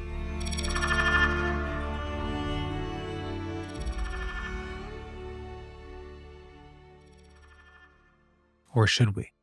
Well, it's interesting, especially, I think if you look at his thoughts here, it's more about contact with extraterrestrial civilizations across star systems that might be sending out. And I love this little quote here where which wasn't part of the read, but he said, he kind of illustrates this idea of like there might be signals coming through our everyday lives that we can't detect, or at least couldn't at a certain time, where he says, right now, like a whisper, we can't quite hear. In fact, we have the technology to detect such signals today, if only we knew where to point our radio telescopes and the right frequency for listening. But I think the difference is he was thinking about potentially civilizations that are also kind of where we are. Yeah. Planet bound. Right. Not entities that are coming and interacting and maybe abducting people. So I don't think he was thinking about it as a potential, risk to communication, where if there's someone reaching out from an interstellar civilization, it might just be a pen pal situation. Yeah. Unless of like something that's already here. Well, very true. Like there's a part, I thought I grabbed this quote from his book, but I guess I didn't. But it's in his book I read where he said, basically, he's not concerned. He doesn't think we should be concerned about, the fanciful depictions of extraterrestrials coming here and eating us. Yeah. Right. Well, because at the time you had a lot of B movies where it's like giant bugs coming down, seem very unrealistic and just taking over the earth, landing on the White House lawn. Yeah. His focus was much more on advanced civilizations, but, like you said, maybe planet bound to where they are. We just are trying to find if something is kind of growing at a parallel rate or advanced rate, but not that they would or could get here. Yeah. Necessarily. So it's more of a benign approach. He says, quote, "My scientific colleagues raise their eyebrows when I speculate on the appearance of extraterrestrials, but about 99.9% of them agree wholeheartedly that other intelligent life forms do exist, and furthermore, that there may be large populations of them throughout our galaxy and beyond." And these are his colleagues, that are kind of SETI integrated, which wasn't so out there at the time. So he was not concerned with an extraterrestrial threat, even though he did believe in the existence, the possible existence, likely existence of ETs. But is there something to be said about our intent? Just the very act of seeking, like we've talked about. Yes. The more you look into the abyss, the more it looks back, especially if there is something that is well beyond what we are anticipating. Yeah, that's kind of the key. Yeah. And even if we weren't broadcasting with Project Ozma because they were just listening, is it possible there was an energetic intention of will to contact something beyond, something inhuman, and something else? Picked up on that signal. That ties it all back into the sort of ritualistic, manifestation stuff, which intentionally or unintentionally, you could argue that reaching out might create that sort of contact. And it's interesting too, because like we said, this location of this experiment at the Green Bank Observatory in West Virginia, it's arguably kind of an epicenter of bizarre humanoid entity encounters. Yeah, all kinds of high strangeness out there. Chestnut Ridge, bunch of stuff. The Flywood's Monster, which was actually a precursor to this experiment, 1952. Yeah. But also extremely close to the appearance of an entity we already kind of touched on. The Mothman? The Mothman. Yeah. And only 6 years after Project Ozma concluded. Of course, the nearby Ohio River Valley of Point Pleasant and Gallipoli, Ohio. Of course, Jeremy's grabbing all these nodes and making them truth nodes. Nodes of truth. But that is the... I know Flatwoods came before. But the point is but I know, I this get your area, point. the Ohio River Valley is a highly... You could argue window area. Yes. Yeah. So it is interesting. That's kind of the derivation of his experimentation. Right. But where's the vampire? Did he finally meet a vampire? Yes. He did. Well, he didn't meet the vampire, but he did come in contact, in a sense, with an alleged vampire. Let's wander down to Puerto Rico. Arecibo, Puerto Rico. Oh, this is where that giant satellite dish is that you see in all the 90s movies. Yeah, we'll have it on screen. If you're watching on YouTube, you'll definitely recognize it. That thing is massive. Synchronistically tucked into the jungle. Yes. Actually, yeah, the dish, when they were looking to build it, which I think was in maybe the 40s originally. How did they do that? It was a U.S. defense project. Oh, that makes sense. And it was for missile defense, missile detection, and also ionospheric readings, I believe, was the purpose. I'll link the video that I watched on it. Really interesting on its history, but it was at the time, I think until 2016, the largest dish array or largest radio dish in the world. It's massive. It's 1,000 feet. It's too large to, like most radio telescopes you see are a dish on like a base, right? Standing in the sky. It's like a bowl in the ground. Yeah, it was too large to feasibly build a base well, it wasn't feasible. So this was a natural sinkhole that was almost perfectly circular. And so he recognized we could just place a dish here and the antenna will move on top to position. That's cool. Yeah. A fascinating history of this thing. So we'll put it in the show notes. But this dish, luckily enough, was managed by Cornell University, where Frank Drake was a part of the faculty. Oh, so was that how he was able to put it under the usage of SETI? Yeah. Awesome. Good for him. So Frank had his connections there. And also interestingly, before Cornell, Frank Drake worked at JPL. Maybe there were some lingering entities attached through occult rituals. Moving the pieces of the chessboard in the background. Anyway, yeah, a little crazy, but just interesting connection. So Drake was instrumental in leading the transition into a full-time astronomical facility for this dish and away from the military purposes. And it was dedicated to deep space radio astronomy. And so Drake went down there and became director from 1966 to 1968. And this is when Drake and Carl Sagan, who wrote Contact, were colleagues. And of course, later in the 90s, the filming of Contact. Do you remember, Chris, how inspiring that was, the movie Contact? Yeah. The score, I realize now, is written by Alan Silvestri. Oh, that makes sense. Did Back to the Future. Very moving. Yeah, if you guys watch the movie now, I mean, it's a little cheesy, but there are some scenes that are pretty inspiring. And I remember at the time, or I guess later on, I don't know how much later, but I remember downloading an app on my first MacBook. Oh, I remember this. You could download an app from the SETI website, and it basically would run in the background. To really kind of volunteer to find Yeah, your signals. CPU power would help parse the data from SETI, which I did for a time. It's like mining for Bitcoin, but cooler. Yeah. So I earned this jacket. Yes, you did. But you did not find a signal. I did not. Anyway, so as I said, since 1959, since Project Ozma, SETI was kind of a broad scientific field of study that certain astronomers, scientists were participating in or interested in. It wasn't founded until 4 days before our birthday, Chris, as an actual institute. 1984? November 20th, 1984. Oh. It was founded. Just a little inside baseball that connects to us. You can send us a gift in November. But interestingly, almost 10 years prior to that day, on November 16th, 1974, Carl Sagan and Drake concocted what is known as the Arecibo message.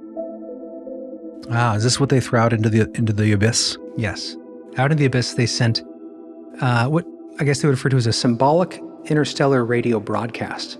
It was aimed at the M13 star cluster and intended to demonstrate humanity's technological ability to communicate with extraterrestrial intelligence. Cool. So I have a picture on screen of that, but it's basically, well, I think the picture I have is like a cross stitch. You can buy an Etsy of it. It's kind of cool. But it's a binary signal that...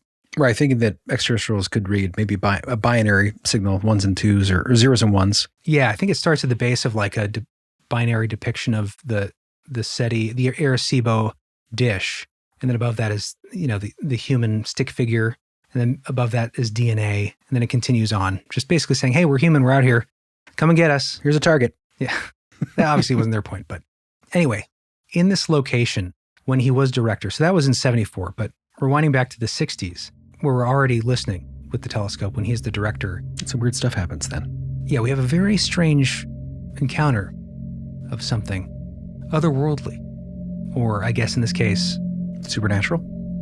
Locally, you would say supernatural, but connected very directly to the dish that is witnessed by a security guard who becomes very alarmed, and it sets off all kind of trouble at the Arecibo Radio Telescope under the administration of Frank Drake, and he has to deal with it.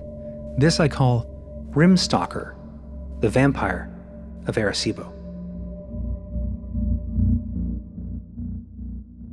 When I say that I started each day at the Arecibo Observatory in the jungles of Puerto Rico, certain that something unpredictable and potentially wonderful would happen, I'm including non-scientific events too. For example, we had a vampire scare in my tenure as director. One of the night guards, a young Puerto Rican, claimed he saw a man in a black cloak walking the narrow trail around the perimeter of the bowl. He told us in all seriousness that he believed the man to be a vampire. I accepted his report courteously, saying I would look into the situation. 2 days later, I really was forced to look into it, despite my skepticism, because a cow was found dead on a nearby farm, with all the blood drained from its body. The vampire rumor had already spread through the observatory staff, and now the cow incident whipped the fears of many people into a frenzy. The night guards began reporting more figures in black cloaks and demanding that some action be taken to cleanse the observatory of the vampire presence. I telephoned Donald Griffin at Cornell. He was an expert on real vampire bats. Just as I'd hoped, he was fully knowledgeable about vampire folklore, as well as bat natural history, and told me that humanoid vampires hated the smell of garlic. Legend had it that their aversion was so great that victims could successfully drive vampires away simply by eating lots of garlic. Thank you, Dr. Griffin. I know what I have to do. I met with the kitchen staff, instructing them to increase the amount of garlic used and to make special efforts to prepare dishes that called for garlic. Then I circulated the news that this strategy was in place. Every one of the staff who feared vampires had also heard at one time or another of the garlic connection. They felt satisfied that the director was pursuing the proper course to protect them. The vampires summarily deserted the observatory. That's how you do it. So, of course, a little tongue-in-cheek in his story there. But it is interesting, the cattle exsanguination aspect. Yeah. I mean, obviously a huge tie into what later would become, a more nationally known phenomena through Linda Moulton Howe's documentary, A Strange Harvest. Oh, yeah. But that was like 20 years later that became sort of just started to get on the scene as far as cattle mutilations. Yeah, and a phenomenon that was really going on. So that's some credibility to that account. Not necessarily that, it was a literal, undead creature of the night sucking the blood. But well, there's a couple interesting connections here too. First of all, the black cloak. Yeah, I was going to say that too, because that ties into what I was going to talk about. Well, there's the Johnson Research Center, Space Research Center in Houston, right? What was the thing wearing? Betwixt its wings, remember? A long black cloak. Oh, yeah, that's right. That's a weird connection. Yeah. Also, interestingly, the exsanguination, this humanoid creature, unlike certain variations of the chupacabra, you have the original report when it was a little more humanoid looking with spines on its back or whatever. I forget the name of the witness. And I had a whole section to talk about the chupacabra in this because, we'll save that for a chupacabra episode. But interesting connection here is that not far from here, I guess in Puerto Rico, you have the first encounter, the chupacabra. Right. And then its direct connections with another military U.S. installation, which is the Roosevelt Roads installation, which was shut down, I think, in 2004. And then it recently has been brought back, but it's right on the crest of this national forest there. The El Yunque National Forest, which some argue is like prime real estate for experimentation. Many people believe that it was created, but maybe it was summoned. Interesting. This creature. There's an interesting connection there. Yeah. There's another blood-drinking, exsanguinating creature. The cloak thing too, like the crossover between that and some darker abduction UFO phenomenon, especially when you listen to Whitley Strieber's experiences over decades, there's a lot of black cloak wearing non-human entities, whatever these things are. Yeah. He doesn't call them aliens. He calls them the visitors because it's very mixed insofar as like it relates very well to abduction phenomena, but it seems almost demonic in a lot of ways. It's so strange that we have the Johnson Space Center in Houston with the black cloak and the exsanguinating of the dogs. That story. Right. It's alleged. Not a lot of sources, but then you have this rim walker, as I call him, this vampire with the black cloak, and then the exsanguination of cattle nearby. Yeah. And then, of course, the chupacabra developing nearby as well. Anyway, but let's, should we take a break? Yes, we should take a break. Yeah, good time for a quick break, guys and during the break. Yeah, during the break, guys, you're going to hear a clip from this week's expansion episode. Really fun, really interesting episode. We covered Brad Steiger's book talking about the entities that lure you in. That's not it. That's not it? That's not the book. That's a different Brad Steiger Another book. Brad Steiger book. Yes. It's a tome that I have, like 500 pages or more of excellent encounters, well-researched, well-sourced. But we're talking about lures. We're talking about mimics. We're talking about one of my favorite topics, vanishing places. Mm-hmm. We're going to corroborate different accounts, and we're going to get into the meat of those phenomena. So if you want to hear that, sign up to become an expansion member and join us there. Yeah, guys, click the link in the show notes below or scan the QR code floating on the screen if you're watching on YouTube here. And you can become a member to enjoy fully produced, full-length, for now, audio-only episodes of The Belief Hole. Yeah, we got at least 200 now on there. But anyway, there's a lot. Also ad-free episodes of the main feed. But join us there, and you won't regret it.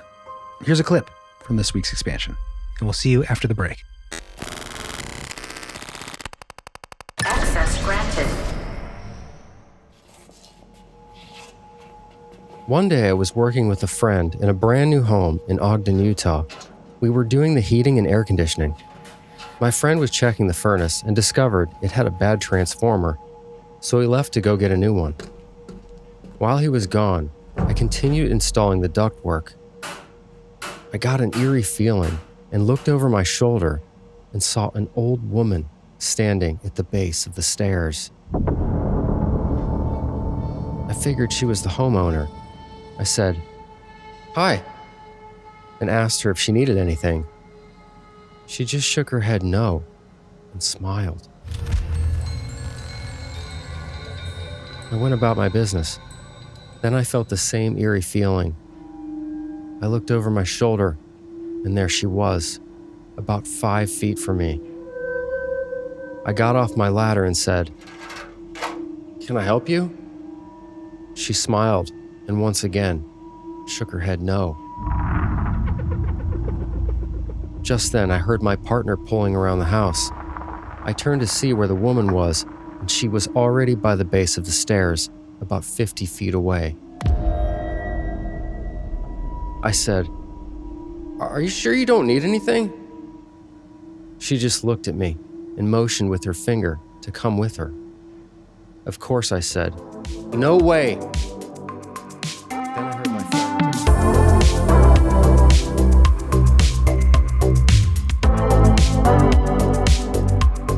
Welcome back. Welcome back, guys. So now we are to my stuff. That's right. And we're getting into a more esoteric version of the ufological vampire. Going back towards the other dimensional leanings, hearkening to maybe the Jack Parsons experiment. Potentially. Ritual. But this is definitely something that's been more in the conversation in the past few years than it has in the past. Since we're talking NASA vampires, I want to talk about interdimensional parasites a bit and the vampiric angle to ufology. And there isn't much better an example I can think of than Whitley Strieber and his experiences, and a very vocal voice in abduction phenomena, experiencer phenomena. But before I get to his experiences, I just wanted to briefly mention Archons. Archons. Which we've talked about off and on throughout the years on the show. Yeah, but haven't done really a deep dive. But Archons, it's really a theory that predates modern UFO lore by centuries. But it ties in because it's this terrifying idea that human consciousness or the soul itself might be harvested by entities that exist between these dimensions. Gross. Yeah, feeding on a human experience. So like vampires, but not blood. Energetic vampires. Energetic vampires.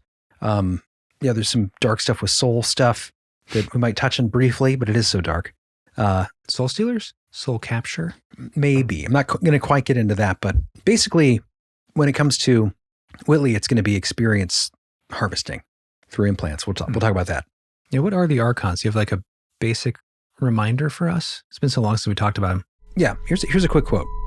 So in Gnostic texts dating back to the early centuries of Christianity, the Archons are described as rulers of the material realm, interdimensional entities that prevent human souls from ascending to a higher consciousness.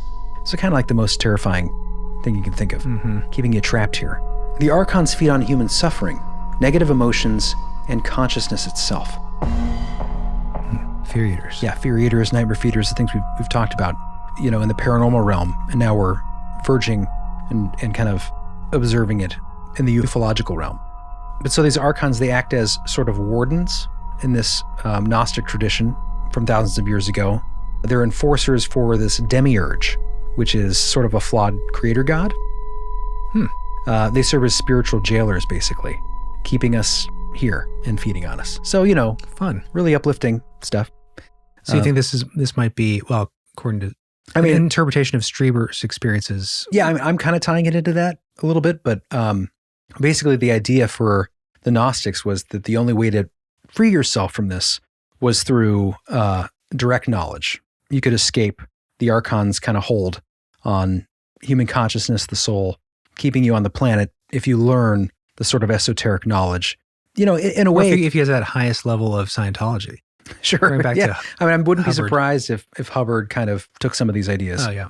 Actually, I think Archons might be in. Well, there's is it Thetans? Thetans are like in your blood? Yes, it's kind of very similar in that way. And again, I'm not saying this is all real. I'm just saying this is it's all real. A mythology, if you want to call it that, or a belief system that's been around for thousands of years. But it is weird how it ties into, paranormal sleep paralysis experiences and, really kind of dark possession experiences. Mm-hmm. But there are interesting overlaps, as we said, when discussing abduction phenomena. And again, probably the best example I can think of is Whitley Strieber's experiences. And if you don't know Whitley, if you're not familiar with him, we used to listen to he had a great late night show. What was the radio show called? Dreamland? Dreamland. Okay. I'm pretty sure that was it. But fascinating guy, great writer, very brilliant mind. Good radio voice too. Yeah, but he was a fiction writer first. He wrote books on vampires, werewolves. That's what we got some criticism too, because this is just your next fiction story, Whitley. Communion. Yeah, but it was definitely a commitment if it was all hokum. But it's fascinating, I think, to his credibility. When he wrote his book Communion in 1987, he had that famous face on the cover, which the gray. Yeah, basically lamb. The sort of the large black eyes, the kind of narrowing face. And before this, that wasn't something that was in popular culture. But when he wrote the book, you had thousands of witnesses, experiencers, abductees, whatever you want to call them, that came out and said, this is what I saw. So did he just happen upon this? Was this, mass hysteria? Cats and dogs living together? Ghostbusters. But not human. Explicitly not human. He would call them visitors, not aliens, because he didn't necessarily think, and to this day, he doesn't say they're from outer space, these things that he's encountered. But there is such an overlap to the experiences he had, but yet in a darker way. He would consistently describe the multitude of entities, but one of the threads consistently, which ties into this episode's NASA Vampires, were cloaked figures that would come. Cloaked as in invisible or wearing? Cloaked as in wearing a cloak. Oh, that's weird. Black cloaks with hoods. So again, you have that tie-in to sort of the more supernatural or spiritual, I guess you could say, darker spiritual element. But he would even say in some of his experiences, giving off vibes of evil and filth. So not your typical not good alien on a metal table. Yeah. Although there was prodding. It's probing. But feeding on his consciousness, that's kind of his go-to thing. And there's so much he's written about this. You guys can check it on yourself. You guys can check yourself. You guys can check in on we'll have links to his books and stuff. So you can read up on it because he's written a lot. But I want to read one or two bits here real quick from two different experiences he had. Get us into the Strieber. Okay, this first account, I believe, comes from his first book, where you'll hear some coinciding details. There was a noise, a strange scuffling sound right beside the bed. I sat up. It was incredibly dark in the room. Beside the bed, maybe 3 feet from where I sat, was a creature. It was small, perhaps 4.5 feet tall. Its body was thin, almost skeletal. And it was wearing what looked like a dark tan or brown shroud. I could see only its eyes. They were deep, black, slanted, about 2 inches long, and they seemed to be made of a thick, glossy substance. They were looking directly at me. Very familiar. Yeah, so then you have the cloak tie in there. But again, sounds like analogous to your typical, in a way, gray abduction experience. Didn't we see these depicted in Communion? Yes, Okay. the film based off his book. But then another experience. This is a description from an encounter he had in 1988. So this is, I think, 3 or 4 years after. This is where it gets a little darker. In the wee hours of the night, I abruptly woke up. There was somebody quite close to the bed, but the room seemed so unnaturally dark that I couldn't see much at all. I caught a glimpse of something crouching just behind my bedside table. I could see by the huge, dark eyes who it was. I felt an absolutely incredible sense of menace. It was hell on earth to be there, and yet I couldn't move, couldn't cry out, couldn't get away. I lay as still as death, suffering inner agonies. Whatever was there seemed so monstrously ugly, so filthy and dark and sinister. Of course they were demons. They had to be. The next thing I knew, something had been laid against my forehead. I felt it there, a light electric pressure vibrating softly between my eyes. Instantly, I seemed to be transported to another place, a stone floor with a low stone table in the middle of it. And then there's a longer account of this. Basically, it's a harrowing experience, he says, in which he's punished by the visitors for failing to heed their ordinance to eliminate sugar from his diet. What? Which is pretty intense for that. And the experience goes on to be even more intense. Anti-sugar, okay. Where he's like witness to someone being whipped by these beings because this entity didn't get Whitley to obey his new no sugar diet. Really? Yes. So sugar is bad for you. Could this be, did he have any further encounters where he thought he was being harvested for procreation? For procreation purposes, where they might be concerned about his health? Maybe. I don't know. And I know hybrid breeding programs? I know I'm laughing at it just because on its face, obviously. I'm just pulling this one piece out. When I read it, it kind of made me chuckle a little bit. It seems extreme for going off the sugar diet. Eating candy. Or no sugar diet. But sugar is bad for you, though, by the way, we should say. I agree with the alien. Yes. But again, to me, like, I don't disbelieve this experience necessarily, but to me, there's a darker through line here where it might not even matter what he's doing wrong or incorrect. It reminds you of the trickster phenomenon a little bit. Yeah. Like something telling you, something that's convincing you it's real, and then telling you to do certain things. And if you don't, these are the punishments. Yeah. Even maybe how ridiculous they might seem. Suffering and guilt, humiliation, all those wonderful human experiences that can feed. And it's interesting, like Archons, if they are. Someone who is deeply familiar with Whitley's work would definitely have a better idea of the overview of this, because there are a lot of experiences he had that are credible, and I do think he had real experiences that happened here. But it's interesting because Whitley will continue to go on and talk about, there seems to be a disconnect to him as these things being dark entities, and how he seems to... Yeah, doesn't he kind of feel like they're, I don't know if benevolent's the right word, but... Yeah, initially he was terrified. Initially, I think he did think they were sort of demonic. And then over time, maybe you could argue that it was through their will or through their coercion or through just experience. Maybe, he came to see it as like...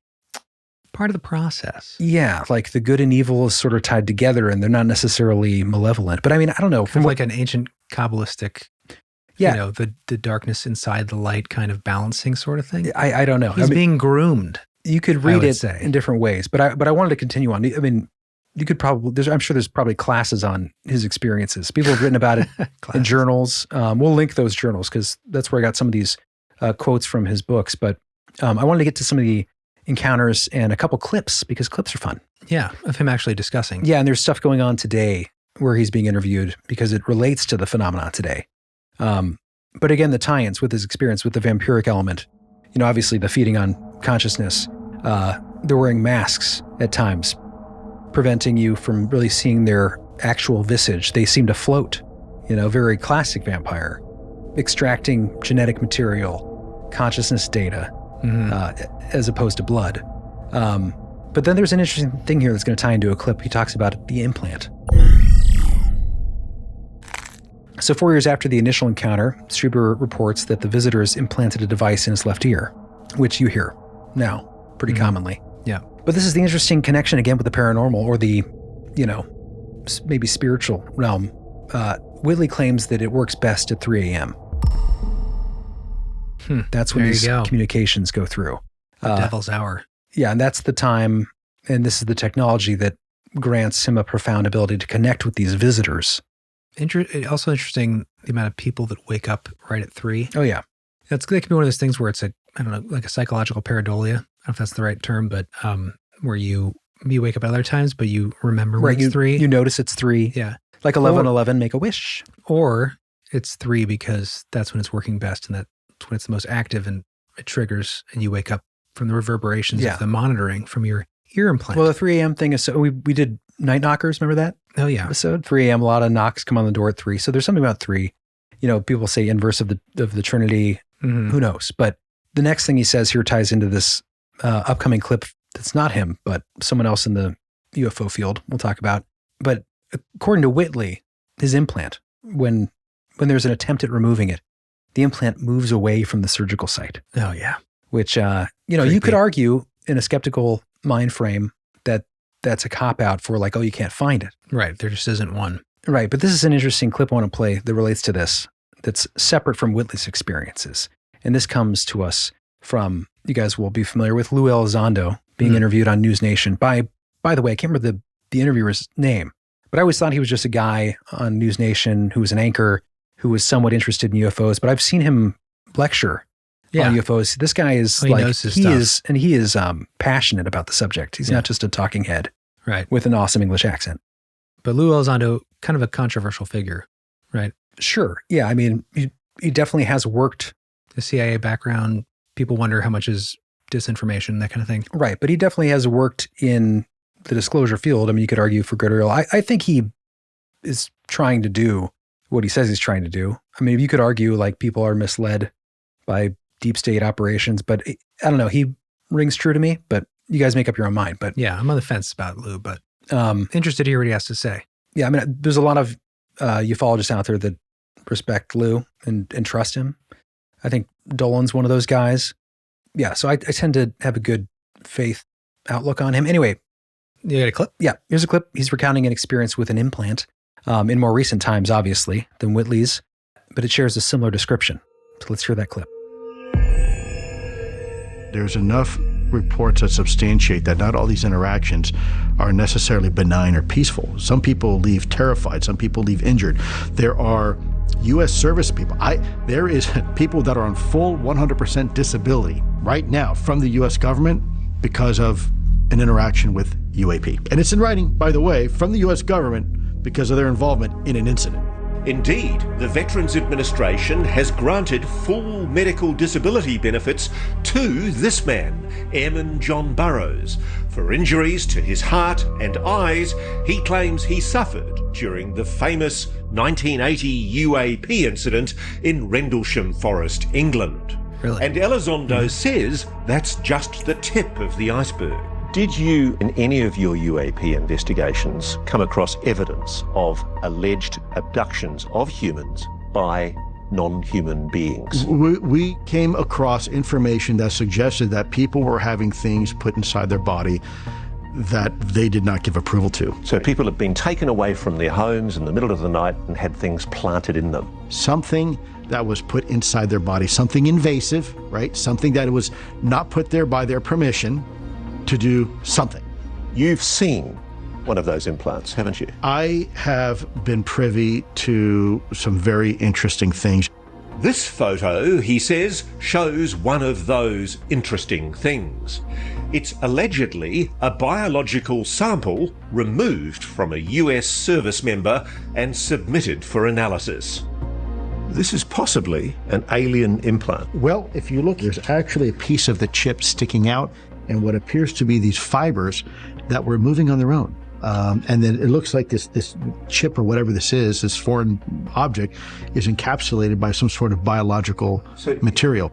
Could that not be something biological, microbiological, or parasitic? Well, it certainly, the outside looks like it's some sort of masking device. In essence, you have a foreign object, which it's a metallic object in there, and it seems to be encapsulated by some sort of biological material. But how do you know it's not just a bit of metal that somebody's knocked into on a building site? Well, in this particular case, this was moving on its own. It was actually had its own metabolic activity, and it terrified one of the doctors who was looking at this under a microscope.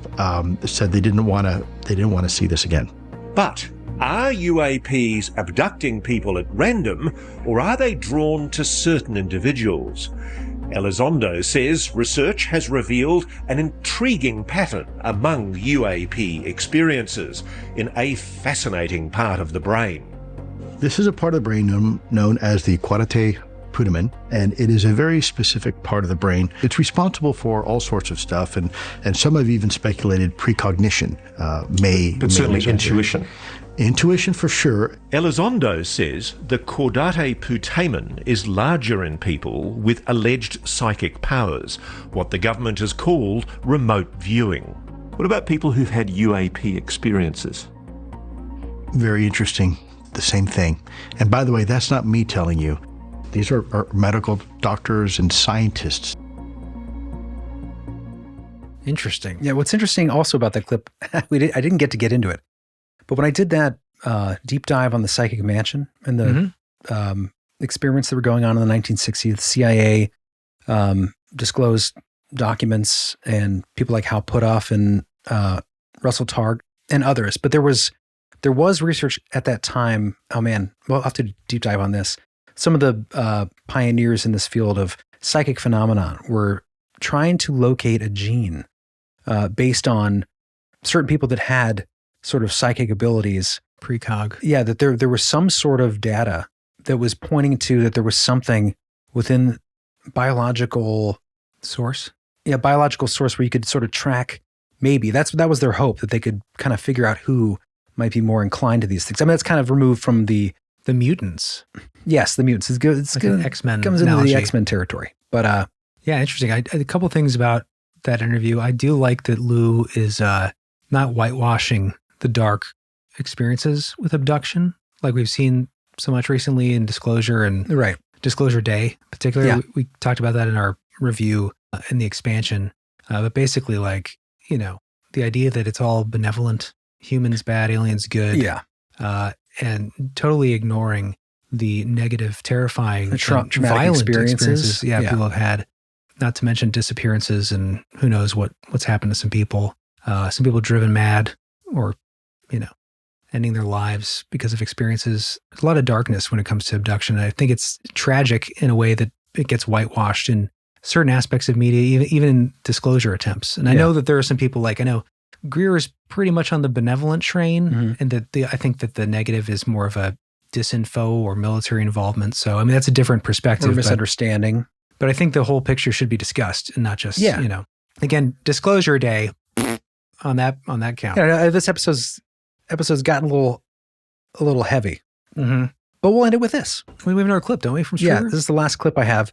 And again, Strieber is an interesting guy because he doesn't necessarily think it's a dark thing, even though harvesting consciousness seems a little dark to me sometimes. I think it's a bit of a, what's that syndrome? Oh, Stockholm Syndrome? Yeah, maybe. He's been, I don't know, maybe. We should talk to him. That'd be cool. Get his take. I mean, he's out there. Yeah. He's still around, and it'd be definitely an interesting person to talk to. Mm-hmm. But let's hear this last clip. This last clip, again, ties back into that more sort of esoteric, vampiric sort of aspect of the ET experiencer or abduction phenomena. And again, this is from News Nation. Man, I should have this guy's name because I really do like this guy. But he's interviewing Whitley person to person. Ross Coulthart. Ross Coulthart? Ross Coulthart? That sounds maybe right. I'm pronouncing Coulthart. Am I pronouncing that right? Ross Coulthart. Anyway, yeah, good. Yeah, maybe we'll get him on too. I just don't like that he uses UAP instead of UFO all the time. I mean, it's a personal gripe, but I mean, even referencing we're old guys now. I know, but referencing an account in the 80s and saying this famous UAP account in the 80s, you got to say UFO at that point because you're going back in time to when the word didn't exist. There is a bit of a UFO starts to feel a little outdated because when everybody starts using UAP, it's like, well, nah, man, it's old school, man. You got to stick with it. Otherwise, it's just. I like to say both. Yeah. It's a reframing. Just so the 19-year-olds out there that happen to listen to this might know what we're talking about. They're just brainwashed to not connect it with the real UFO phenomena. I mean, it is more of an all-inclusive term. Yeah. Okay. Identified. Anyway, yeah. That's a whole other argument. I'm going to stick with you, UFO. But here we go. This is Whitley Strieber on what I think is more the vampiric connection to UFOs. Preview to program. I mean, what's the difference between them and us? Why are they interested in the soul? There's something they want here. And I think it might have something to do with these souls. And because I have seen things, Ross, that were hungry in ways that we don't experience. We do not experience. What do you mean? Well, it's hard to put into words, but I've seen something that wanted something of me very, very badly. And I think it had to do with the experiences gathered by my soul. I think for some reason, they can't get that. And a big part of their reason for being here is that there's something predatory about them. There's something that they want of us that I don't think we necessarily want to give up, which is our life experience.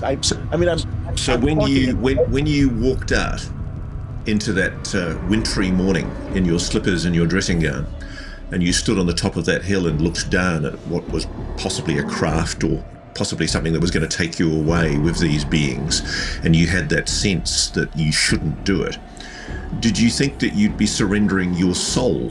The reason I ask this is because it's funny. A lot of the mythological traditions in our literature, in our cultural ideas, involves the idea that people lose their souls, that there's something evil about the surrender of a soul, and that when you're possessed by a vampire, sometimes there's the idea that you're giving away your soul to evil. Do you think there's something in that cultural tradition that is echoing what you're saying you're experiencing? Well, I think so. I think that's exactly right. I think this has been part of our world for a long time. And I think souls can be very vulnerable if you abandon yourself. They're going to look upon you as available. If you don't care about your soul, then they'll take it. Okay. Terrifying. Yeah. Not the funnest note to end the episode on. Yeah. It's funny because that ties back into, actually, which maybe we'll discuss in another episode because we're out of time, I think. We're getting close to out of time. But Nick Redfern's work on the Collins Elite, the whistleblower that he reported on, that basically, if you guys haven't heard of the Collins Elite, which we'll have to dive deeper in sometime, essentially it's, some see them as white hat, some see, I think, them as black hat, keeping disclosure from happening, because they believe, and they're, I think, within the DoD or Pentagon, a group, mostly, I think, Christian people that believe that these entities are of a demonic origin, and that we may have worked with them in the past to potentially acquire technology, and they will present as benevolent, spiritually advanced, but that there is a much darker spiritual deception going on. And that's a whole other angle, but it does kind of tie in, especially with the opening of the portal that Jack Parsons definitely achieved. Well, that's no fun. In Mojave. I don't like this idea. That's a different angle of UFOs being, demonic entities flying around in crafts and stuff. Well, it's not fun, but it's a possibility. We have to adjust to all potentialities here in the whole. But I will end it. Hold on, I had a thought about the clip I played. You just totally walked all over that. That I won't end it. We will open it back up, Chris. The floor is yours. I was just going to say, whatever it is, whatever's going on, and maybe there's definitely an overlap, but maybe there's an overlap, and then there are different things happening.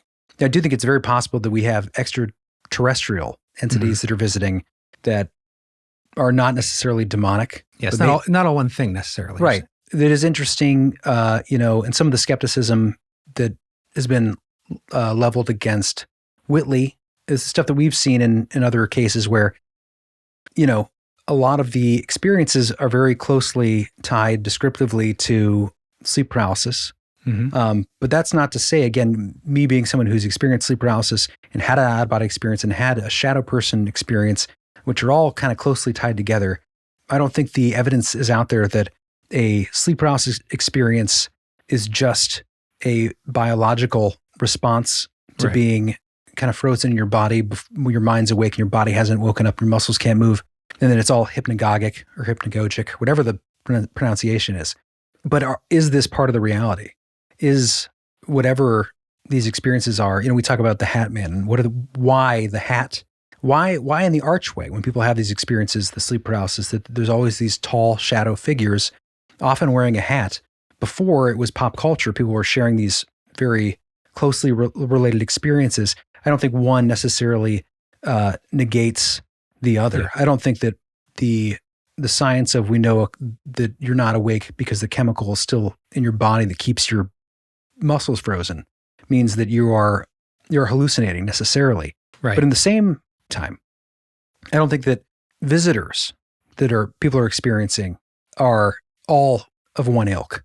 I think it could be there. I'm sure there are demonic experiences. I'm sure there are, very possibly extraterrestrial from some other place where people are, there's so many weird humanoid encounters. Many races, potentially, many different races. Yeah. So again, like the end of every good episode, we don't have all the answers, but we have more questions. Yeah. Oh, by the way, I just want to say, Ross, listening to the clip again, I said English accent. I'm pretty sure he sounds more Australian or New Zealand. No, Australian. Okay. I think so. I think he's Australian. Either way, go ahead. Anyway, to roll back the clock to when we were all a little more, what's the term? I don't want to say naive. Fun and fancy free? Yeah, we were a little more fun and fancy free, excited, optimistic about contact, whatever that might be. Let's rewind the tape to anyone who's born in the 80s, grew up in the 80s, 90s, there was a time. Let's go back to the era of contact and end on a positive note. I still think there's hope for that. Well, I think that could be part of the formula, part of the equation, if you will. And speaking of equation, this comes from Frank Drake's book, and I have a little heart emoji next to it because it's a warming note. Oh, good. For the end of the episode. You can starve those ghouls. Yes, got to starve those ghouls and feed those love slugs, guys. That's right. Love slugs, get ready. All right. Let's end on a positive note, is what I titled this in the notes here. Frank Drake says, quote, 40 years as an astronomer, I have not quelled my enthusiasm for lying outside after dark, staring up at the stars. It isn't only the beauty of the night sky that thrills me. It's the sense I have that some of those points of light, which ones I can't even guess, are the home stars of beings not so different from us, daily cares and all, who look across space with wonder, just as we do. Yeah, I like that. They're probably out there too. Just another parallel human civilization. There's probably a universe of brotherhood out there. There's probably planets just like ours that are asking the same questions about terrifying entities that are visiting them. Cheers to you, alien brothers. Yes. If space is real and planets exist, all you good ET folk, I salute you. Yay! Here's to you. Starve your ghouls. Starve your ghouls, guys. Hope you enjoyed this episode. Quick note to members, by the way.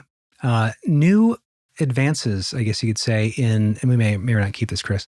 New advances in the belief hole as far as members that have gone above and beyond and signed up for a higher paying tier. You may have noticed we've not done the thank you shoutouts in a few episodes. And if you're waiting to hear your name, we may have missed you on the list. So I'm linking a form in the description below. If you have signed up at that tier and have not heard your name, please fill that out and we will cover that base.